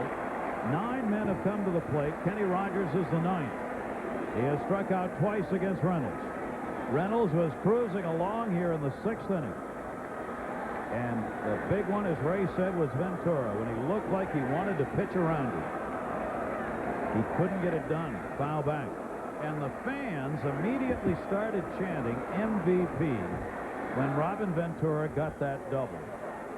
He is becoming one of the most respected players in this city because he is such a quality person and people know it, and having a career year. Well, you're here and you see Piazza, Ventura, and Alfonso. Of those 3, who would get your vote? Depends what day it is. That's why. You sound like a manager. That's why none of these guys is going to win the MVP in the National League. Because there are too many guys that lead the Mets to wins. That's why Bagwell will win it for Houston, because without him, Houston's out of it by 20 games. 2 ball, 1 strike count on Rogers. Breaking ball, swung on and missed. 2 balls, 2 strikes. What an inning for the Mets. 1 unearned run. Andy Valentine, you got to smile a little, even though it's only the 6th inning.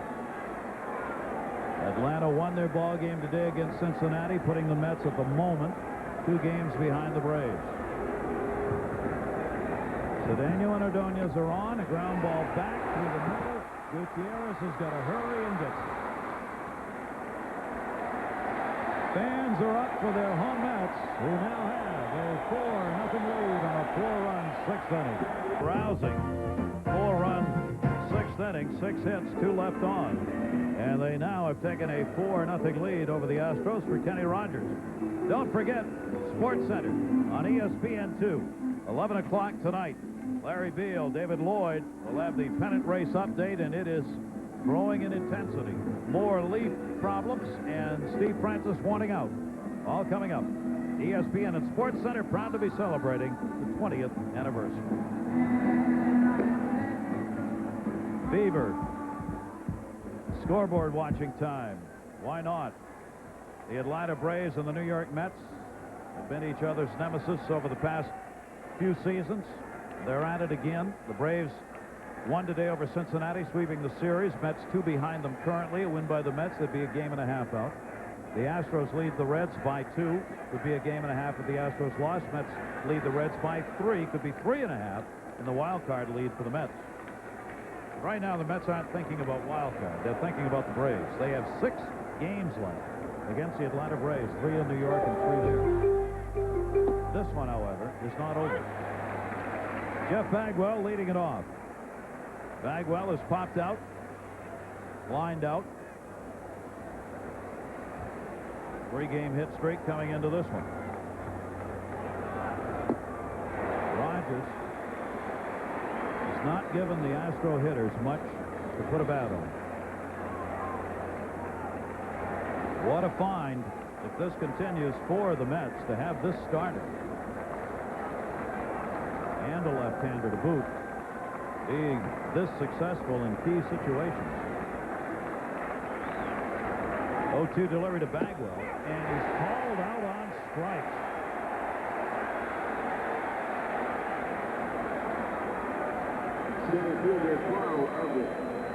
Kenny Rogers going to the fastball in much more prominently now. There it is after looking all the pitches away.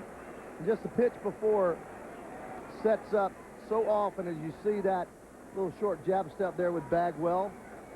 He threw him that changeup down and away before. He pulled off the ball. And there he busts him in with a fastball. A little different look. At the leadoff man again. Here's Carl Everett, 1 for 2 with a single. Down to first, John Olerud. Rogers covers, 2 down.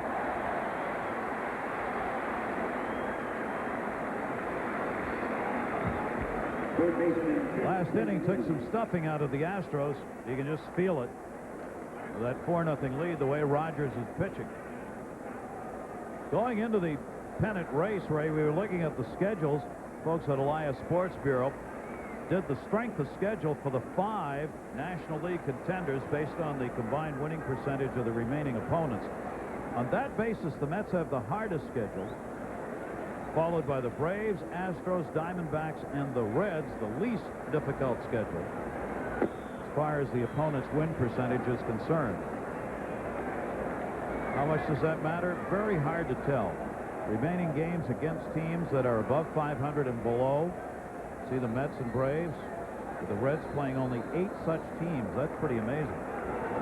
Ken Caminiti takes it outside. Ball 2, 2-0. Well, I tell you, it doesn't mean a whole lot, Gary. What happens, you have a lot of those ball clubs, sub 500, that bring up a lot of young players, and they're just looking at a lot of different talent. And a lot of times they just go out there and play the game loosely. And you see it happen time and time again. Teams that have not played well all year long start playing well as you get into September. And you know, I don't pay a whole lot of attention to that, because you go out there and they're still Major League ball clubs, and they can beat you on any given day. 2-1 delivery to Caminiti, and that one's poked into center field for a base hit. A 2-out single here in the 7th inning. And the Astros will try and do what the Mets did, and that's mount a 2-out rally. Caminiti on a really good change-up away, just jogging to first base, limping a little bit. Said before the game, still showing effects of that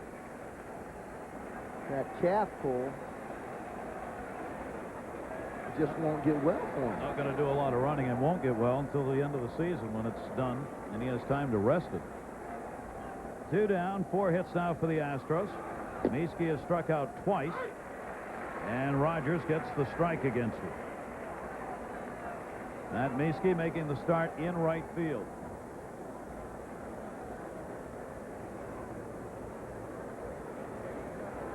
Crowd just trying to settle back in now. They were tearing it up pretty good here during that rally.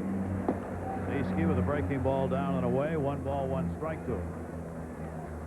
With the injuries to Bell and Hidalgo, the Astros really, with Biggio, Bagwell, Everett, and Caminiti, the 4 real threats in their lineup.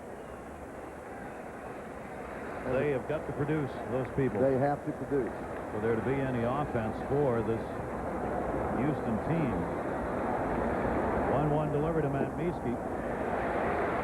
They come in 8th in runs. They are club 12th in slugging and 5th in on-base percentage. They do it by getting a few guys on, running and manufacturing runs, and then relying on their staff, which has the second-best ERA. Mets, of course, just the other way. Mets are 7th in earned run average, but they're 4th in runs, 5th in slugging, and 1st in on-base. They get a lot of people on, they run, and they hit for power. And Mieske, he was worried about that pitch. 2-2.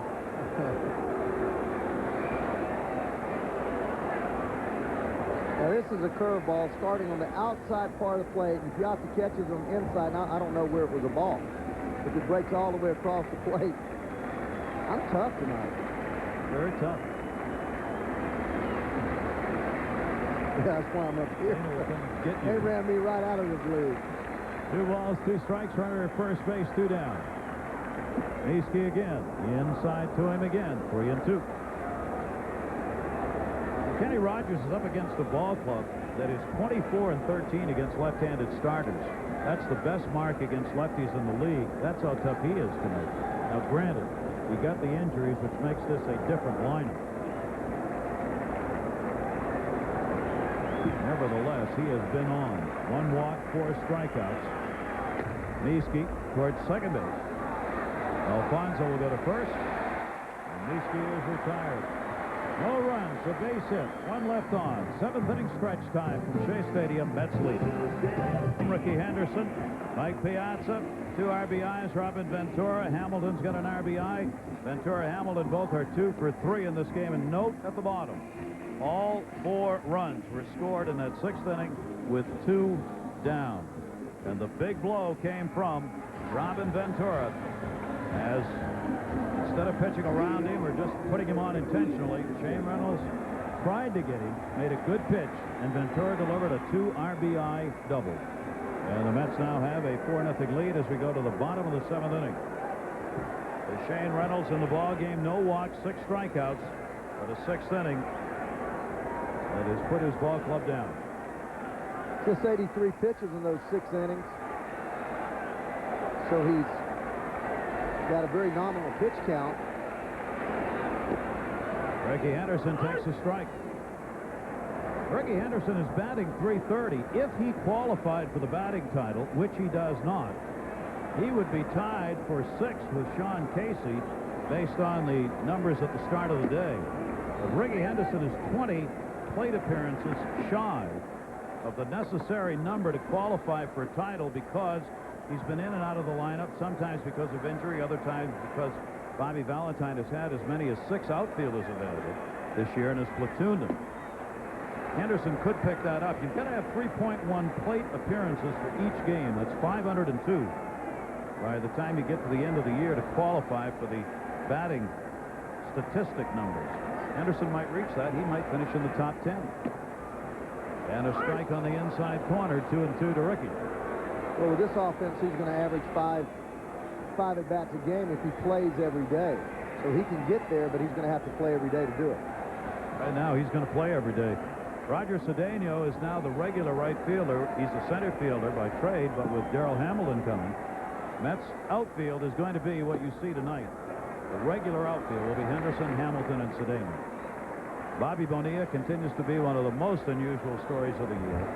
Brought here to deliver power and be probably the 4th outfielder. He's no longer with the team. He could be, but they've really sent him home till this season. He may come back for the expanded roster, but there is enough poison going on between he and Bobby Valentine right now and the ball club that the fact of the matter is they don't want him around the team. Man, that's wild. I didn't tried to trade him, couldn't do it. Steve Phillips has tried to make deals, but nobody wanted to pick up his contract. So he's kind of a non-existent entity with the New York Mets. But he has made, Steve Phillips, some great moves here to help this ball club. Kenny Rogers, one of them. Hamilton, another one. Clearly made this a different team. Down the line, curving. That'll be a foul ball. Mind you, this copyrighted telecast presented by authority of the Commissioner of Baseball may not be reproduced or retransmitted in any form, and the accounts and descriptions of this game may not be disseminated without express written consent. Gary Thorne, Ray Knight, our ESPN crew here in New York. Two of the big home run RBI players for the Mets, Piazza and Ventura. John Olerud. Quiet twosome right there. Fewest words spoken in a Major League season on record. I suspect combined would be those two, Olerud and Ventura. Anderson pokes that one to right field. He's got another base hit. He started the last inning out with a single. He's got another one. Shea's just getting the ball up there. This is the last inning. Look at these pitches. Now this ball was a fastball down and in, another fastball down and in, split finger down, fastball out over the plate, split finger that hung. So two of those first three pitches were fastballs down, which are generally effective unless they move to the inner part of the plate. Those balls inner part of the plate, balls ripped to left field, then the split finger that obviously Ventura was looking for after he established the way. So still getting the ball in good spots, but the Mets hitter is adjusting and doing some real damage in that inning. Edgardo Alfonso with a 1-0 count, nobody out. Henderson on at first base. Alfonso putting up career numbers this season. 87 RBIs, right field. Minsky coming over, makes the play. Henderson back to the bag, and we'll check in again with Bill Pito. Bill. Okay, Gary, the other New York team, the Yankees at Texas. Tino Martinez here in the third with a solo home run, his 21st of the year. That's tied for the team lead now with Bernie Williams and Jeter. Yanks up 3-0, but Texas comes back in the bottom of the inning against Hideki Arabu. In the bottom of the third, they score 4. Juan Gonzalez here drives in Pudge with a go-ahead run, and it's now 4-3 Texas playing the top of the fourth. Texas Rangers leading in the West by 5.5 over Oakland starting today. The Yankees 8.5 over Boston in the East. Potential playoff matchup there. Here's John Olerud, one down. Henderson still at first base. Fastball misses inside.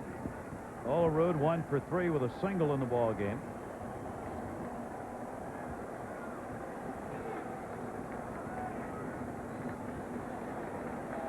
Olerud's got 75 RBIs himself this year. Good off-speed pitch, 1-1.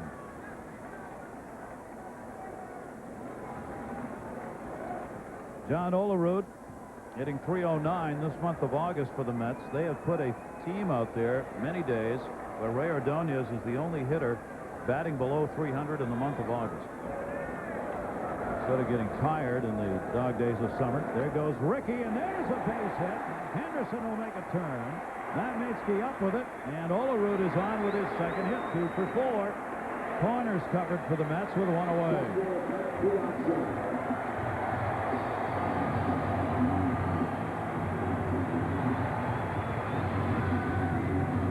Ricky breaks, and you talk about so many fine hitters in the game. Nobody has a more pure stroke, of a leveler stroke, than John Olerud. Just year after year, probably spews out more line drives, true line drives, than anybody. Doesn't run that well, but boy, can he hit that ball on the line.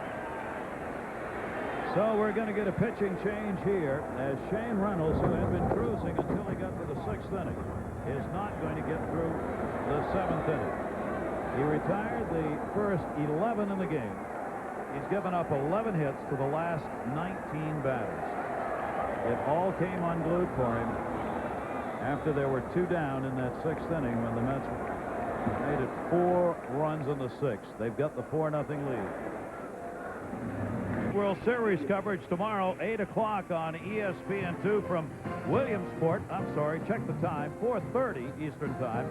It's the International Championship game, Osaka, Japan, and Yabucoa, Puerto Rico. Then at 8 o'clock, it's the American Championship game, Toms River, New Jersey, and Phoenix City, Alabama. That's tomorrow on ESPN2, Little League World Series. Here is Brian Williams, the right-hander, on in relief. Mike Piazza up, 1 down. Runners at first and third. And Piazza, as he's done on all these at-bats, takes the pitch.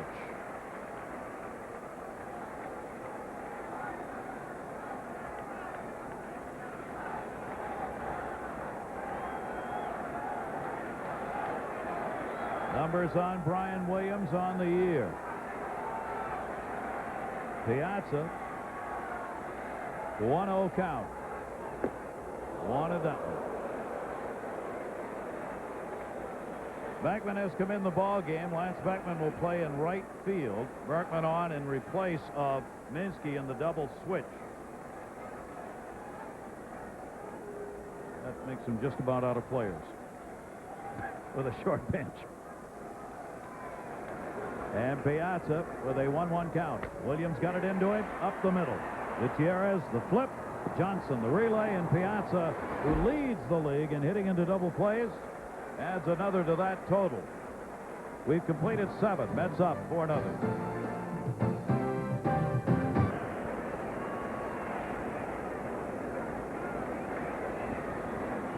Rogers, bottom part of the order. Tony Eusebio, the catcher, leads it off. First ball hitting, and he's got a base hit. Pulled it. That'll be hit number 5 and a leadoff single for the Astros.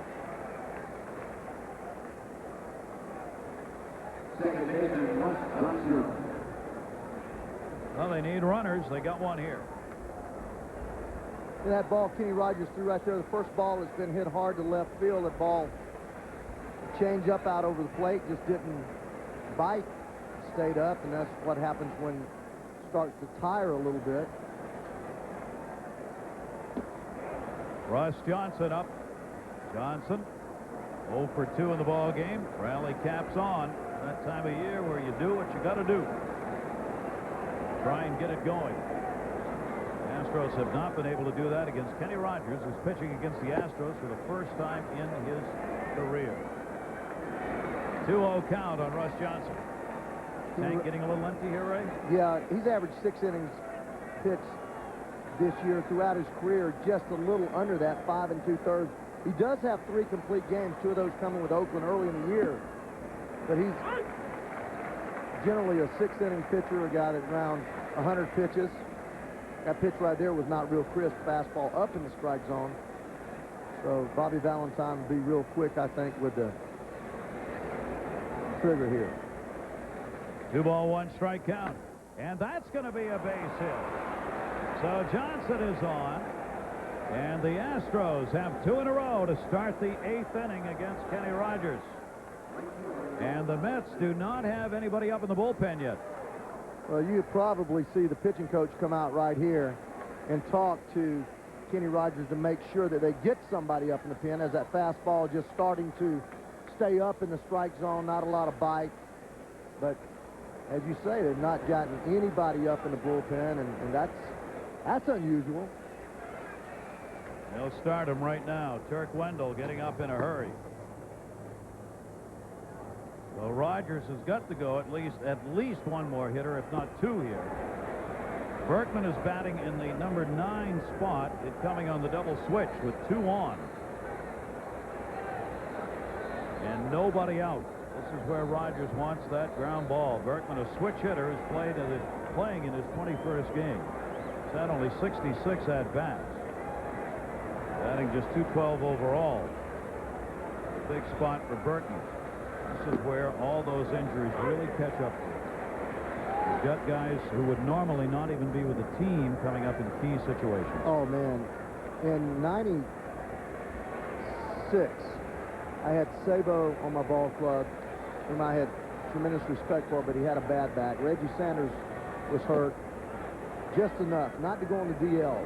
I played about 20 ball games in the month of May with 23 players. Not hurt enough to go on the DL, and hurt enough that I couldn't use them. And talking about being short. Berkman with a 1-ball, 1 strike count. Berkman fouls it back.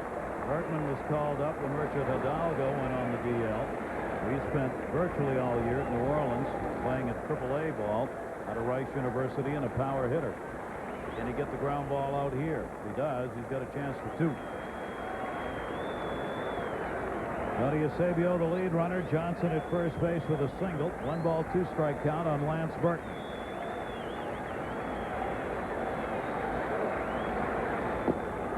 Off-speed breaking ball, just missed. 2 balls, 2 strikes. Top of the order with Biggio coming up. This is the chance for Houston right here in the 8th inning. Berkman could stay out of that double play. show you how much confidence Bobby has in Kenny Rogers. You have Berman, Biggio, Gutierrez, and Bagwell, all right-handed hitters. And Eusebio and Johnson, both right-handed hitters. So he knew that he was going into this inning facing 6 right-handed hitters in a row, and he didn't have his right-handed pin up because Kenny's so effective against right-handed hitters with that changeup. A 2-ball, 2-strike count on Berman. Off speed, just stayed alive. He had a double clutch and reach on that one. Real good pitch made by Kenny Rogers. Big breaking ball. Kenny throwing a lot more breaking balls the last couple of innings, starting on the outside part again. Blade breaking down and in. There's no way to hit that ball foul, fair, Gary. With that breaking ball breaking so hard in on your hands, in order to drive that ball, you have to get the bat barrel way out front and you can hit it foul. You have to be halfway to the mound, standing, hitting. Then he comes right back with heat. When you've got the great breaking ball, a changeup that Rogers has, it makes his fastball look almost doubly fast. You get that off-speed breaking ball, he's got a hitter leaning way out just to foul it off. Then he comes back with heat, and you're just not ready. Absolutely not, because the fastball sets up the breaking ball, and Kenny pitches just the opposite. His changeup sets up his fastball. 2-ball, 2-strike count with nobody out. So with all this going on in these foul balls, the bullpen at least is ready if the Mets need to go there. Plenty of time to warm up. There's Grendel staying loose out there right now. Bobby Valentine has had only 1 complete game this year, and this is the guy that got him for it. Got it 2 starts ago. 2-2, swung on and missed. 5 strikeouts for Rogers. That's why Bobby stays with him there. Berman, a left-hand, actually a switch hitter, better left-handed hitter. And there's that pitch that just disappears. And unless you've ever seen that pitch, ladies and gentlemen, it's very hard to describe. It doesn't look like much. It's about 80, 81 miles an hour. Tom Glavine throws it. John Tudor threw it. A lot of great left-handers threw it. I mentioned Randy Jones before. And it just gets up there, and it just bottom falls out of it. Looks like you're going to drive it, and all of a sudden it's about ankle high, and it looks like a fastball.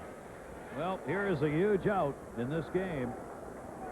Craig Biggio, leadoff batter. Robin Ventura, there's one. Throw to first, double play.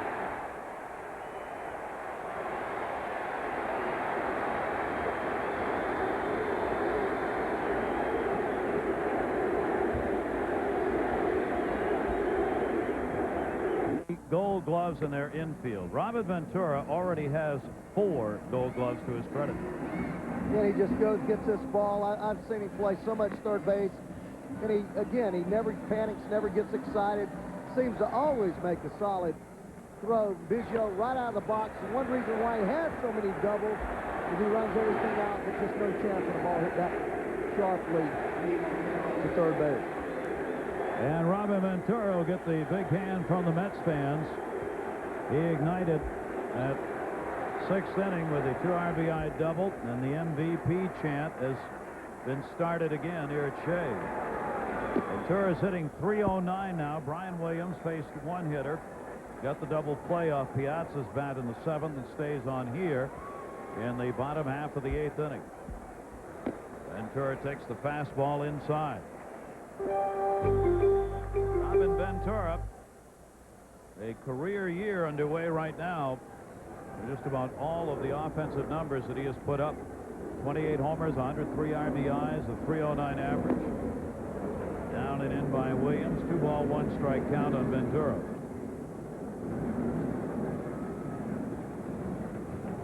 Brian Williams trying to hold it right here. Give the Astros a chance in the 9th with the middle of their order coming up. Down to first. Bagwell backhands that one. He'll flip. Williams covers. Ventura's retired. So a 2 for 4 night for Ventura so far. We were talking about the defense, Ray, before the game. Looking at the numbers, we mentioned the Mets have committed just 59 errors. That is 20 fewer than Houston, the 2nd best defensive team. Even more amazing, there have been 16 unearned runs scored against the Mets. Houston is second in that department with 36. And there have been only 2 games decided by unearned runs that the Mets lost. 2. Well, you go back to the question of whether or not they can win without a number 1 or 2 starter. And whenever you play that type of baseball, we always talk about baseball players. And that, like Alfonso, who makes the right play, makes the right decision, always seems to bunt a guy over or get the guy over. As on second base, this ball team does that. Their defense may be the most important part of this entire ball club. When you look at numbers like that, 16 unearned runs, that's most teams give up 50. I mean, you're going to see the majority of the teams give up at least 50 unearned runs. And when you're talking about probably for the course of the season giving up half of that. Another base hit, Darrell Hamilton. Don't forget Sports Center coming up. ESPN 2, 11 o'clock. All the day's highlights, headlines, and news tonight on ESPN 2 at 11. And Gary, looking at the outfield early in the year, I didn't think that the outfield was very solid. Agbayani came up to play right field. McRae, who's a very average center field. Bobby Bonilla playing some in the left field. I didn't think the outfield was solid. Now they've worked themselves around to having Henderson on left field, who's going to run a lot of balls down. Even if he's not the best left fielder technically, he gets to a lot of balls other left fielders don't. Hamilton is a proven center fielder, and you and I talked about he didn't even make an error in Colorado, as spacious as that park is, and now with Cedeno, with his great speed, a transformed center fielder to right field, they've actually improved their defense the last 20-25 games. Dramatically in the outfield, you're right. Cedeno up there now, 1 ball, 1 strike, 1 down. The biggest problem Cedeno and Hamilton have is realizing who the center fielder is. They both tend to call for a lot of fly balls. Runner goes, throw down, Eusebio's there, and they got him. Perfect throw. And that will take Hamilton out of there. Tony Eusebio gunned that one right on the money to Gutierrez. Now Hamilton caught for the 8th time with 5 stolen bases.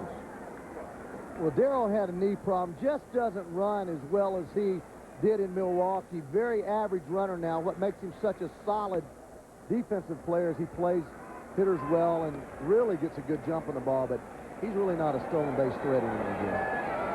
Why do you do that there? Well, you got a single double hitter up, trying to work out 1 more run for that big 5 spot up there. Ryan Williams, trip coming off the mound, guns it, gets it. Boy, Bagwell kind of went backwards on that one. That ball was coming in a hurry to him.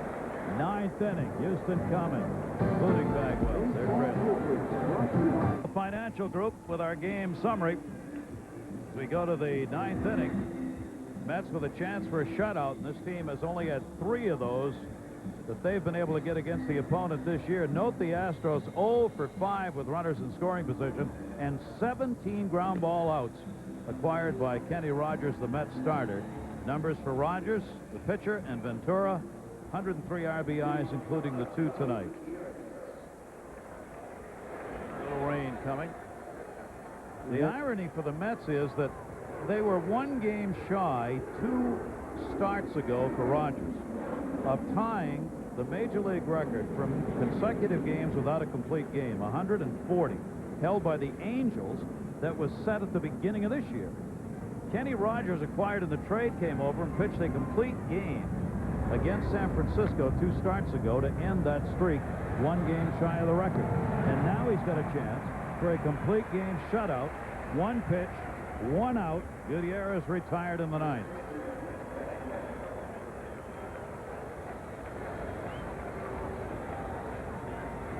Dave Wallace on the bullpen phone. This is a just in case.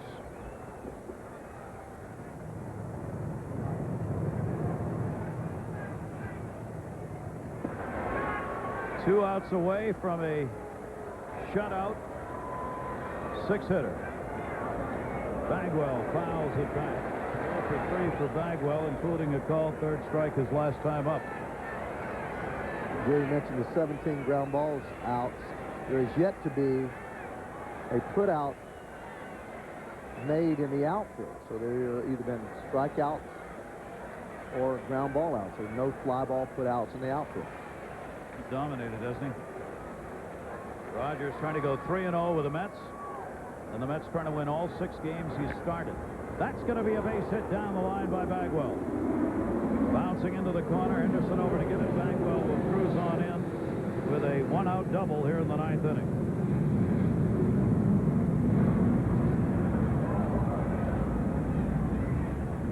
Well, you're probably right, Gary.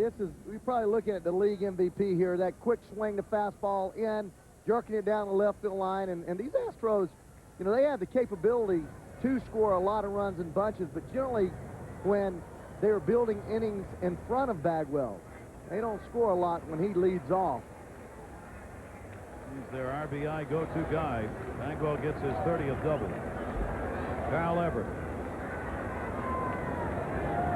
Everett has delivered one of the 7 hits in this game. 1 down. Got his single in the 5th inning. The chin music from Kenny Rogers. 1 walk for Rogers, 5 strikeouts.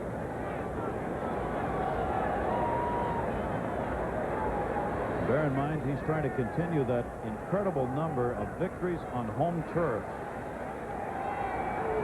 He is 17-0 on his home field in his last 33 home starts. And he's trying to go 5-0 at home this year. 2-0 count on Carl Everett. Something he cannot do here. The mortal sin would be to walk anybody here in the 9th. Well, he doesn't look real comfortable throwing to left-handed hitters. He becomes a totally different picture. That fastball up and in, bad for ball. Then the big breaking ball, bad for ball. Now that fastball, bad for a ball. And he's been around the plate all night long. Really comfortable against right-handed hitters. He's down here 3-0. However, it's got to be taking to get on. Only 1 walk, as we said. That came back in the 5th inning. Now 2. Now it gets dangerous. 4-0 lead, 2 on. 1 down.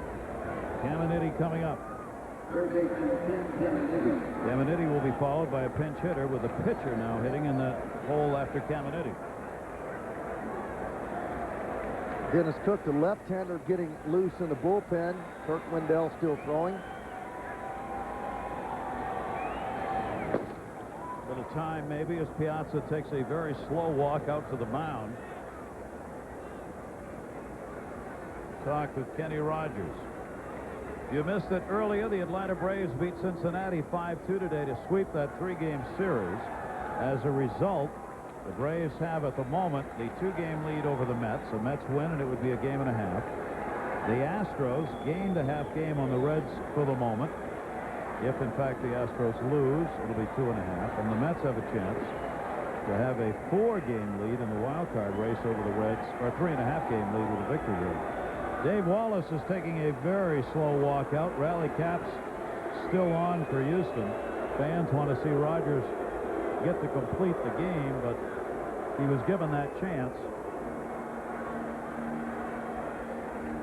We'll see what Valentine wants Wallace to do. Who normally makes the changes here, Valentine or Wallace? I don't think there's any question who makes the changes here. Talking about when they walks to the mound. Dave Wallace. Doesn't. Bobby never goes out. Rarely goes out.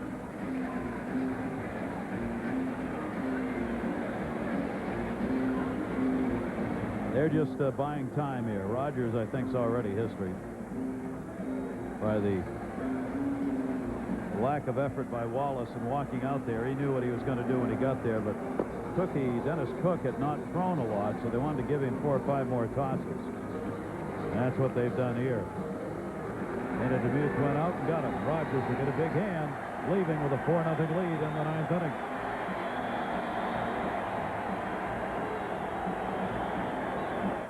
What you're seeing there is a man who's got a bad back and has worked through 8 1/3 innings in this game, trying to loosen it up a little bit. Ray, those numbers are all the Mets could ask for right there.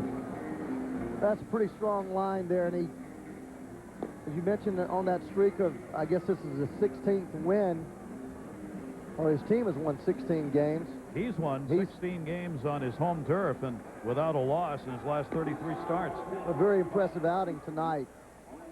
Reading the newspapers here and looking at the stats of his starts over the season, I didn't expect to see Kenny Rogers throw the ball that well tonight, but this is as well as I've ever seen him throw the ball. Dennis Cook will come on and try at a little redemption. He has been a savior for the Mets, but last night, these were the headlines following the loss. It's a tough city.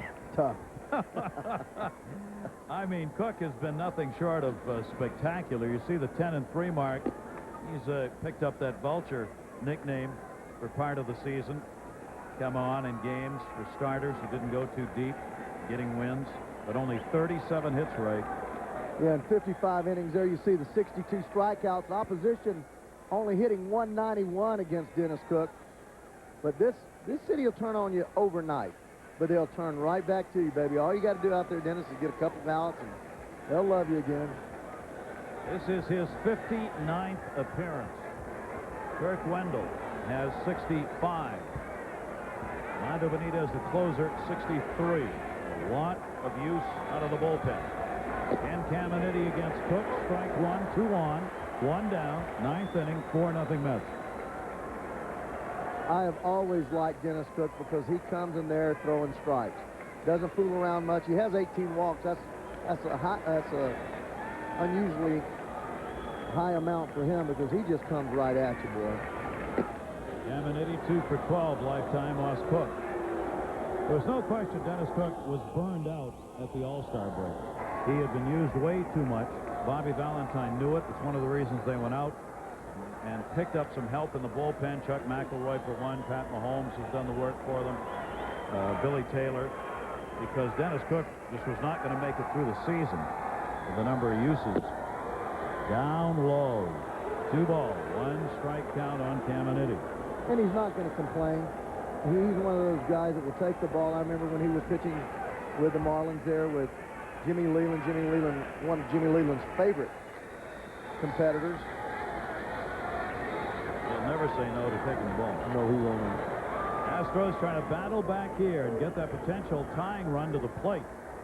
1 down, 2-1 delivery. And ball 3, 3-1. Rogers will watch. He's got a chance to win it.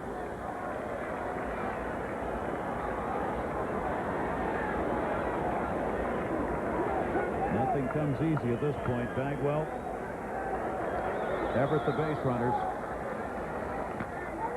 He just came in and challenged him. Foul back, 3-2 to Ken Caminiti.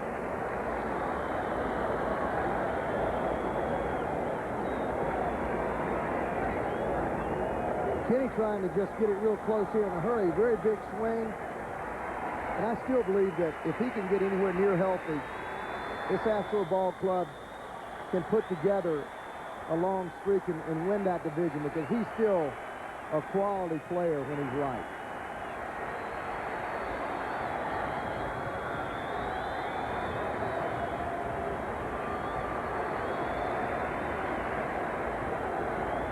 One away. Caminiti popped it up. Edgardo Alfonso, John Olerud. Alfonso wants it. 2 down. Infield fly rule. Rogers breathes a little easier. And the Astros are 0 for 6 with runners in scoring position tonight.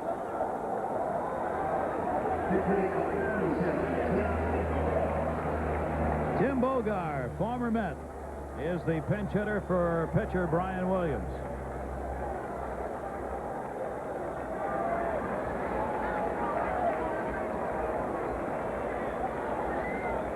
One of the depth players this ball club has counted on. Bogar comes up with 2 down and 2 on. 0 for 3 as a pinch hitter. 4 home runs. 243 average. Cook's outside doing ball one. That shows you how deep they are under their bench. Bogar, mainly a defensive replacement, played a lot of shortstop when Gutierrez was out. Only 3 pinch hits here in late August. Three opportunities to pinch hit, so he is probably the last guy, even with 25 men, that you bring off the bench to hit. Up high, Cook having trouble getting ahead of the hitters. 2 balls and no strikes. Rogers sitting next to Mookie Wilson, first base coach here. My guess is talking about that breaking ball and what his back feels like when he throws it. That's a guess. Pretty good guess. 2-0 delivery to Bogart. He chased one out of the strike zone. Cook got some help on that one. 2-1.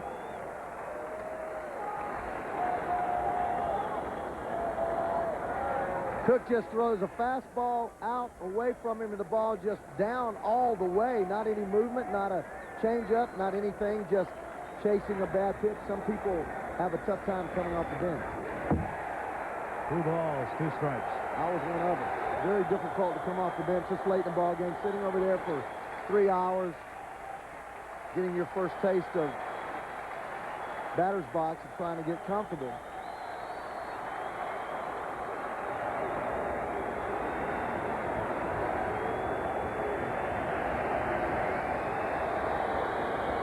Dennis Cook looking for his 3rd save. Rogers for his 3rd win as a Met. 2-2, 2 down, 9th inning, 2 on. Mets trying to shut out the Astros. And they do.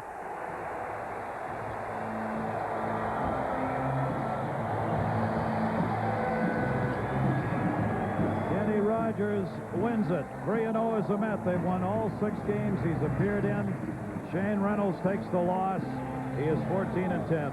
Big find. Kenny Rogers coming through tonight, pitching extremely well right now. He is the #1 guy on that pitching staff. So the Mets take the series 2 out of 3. The Ray Knight and all of our crew here at Shea Stadium. Our final score, the Mets shut out the Astros.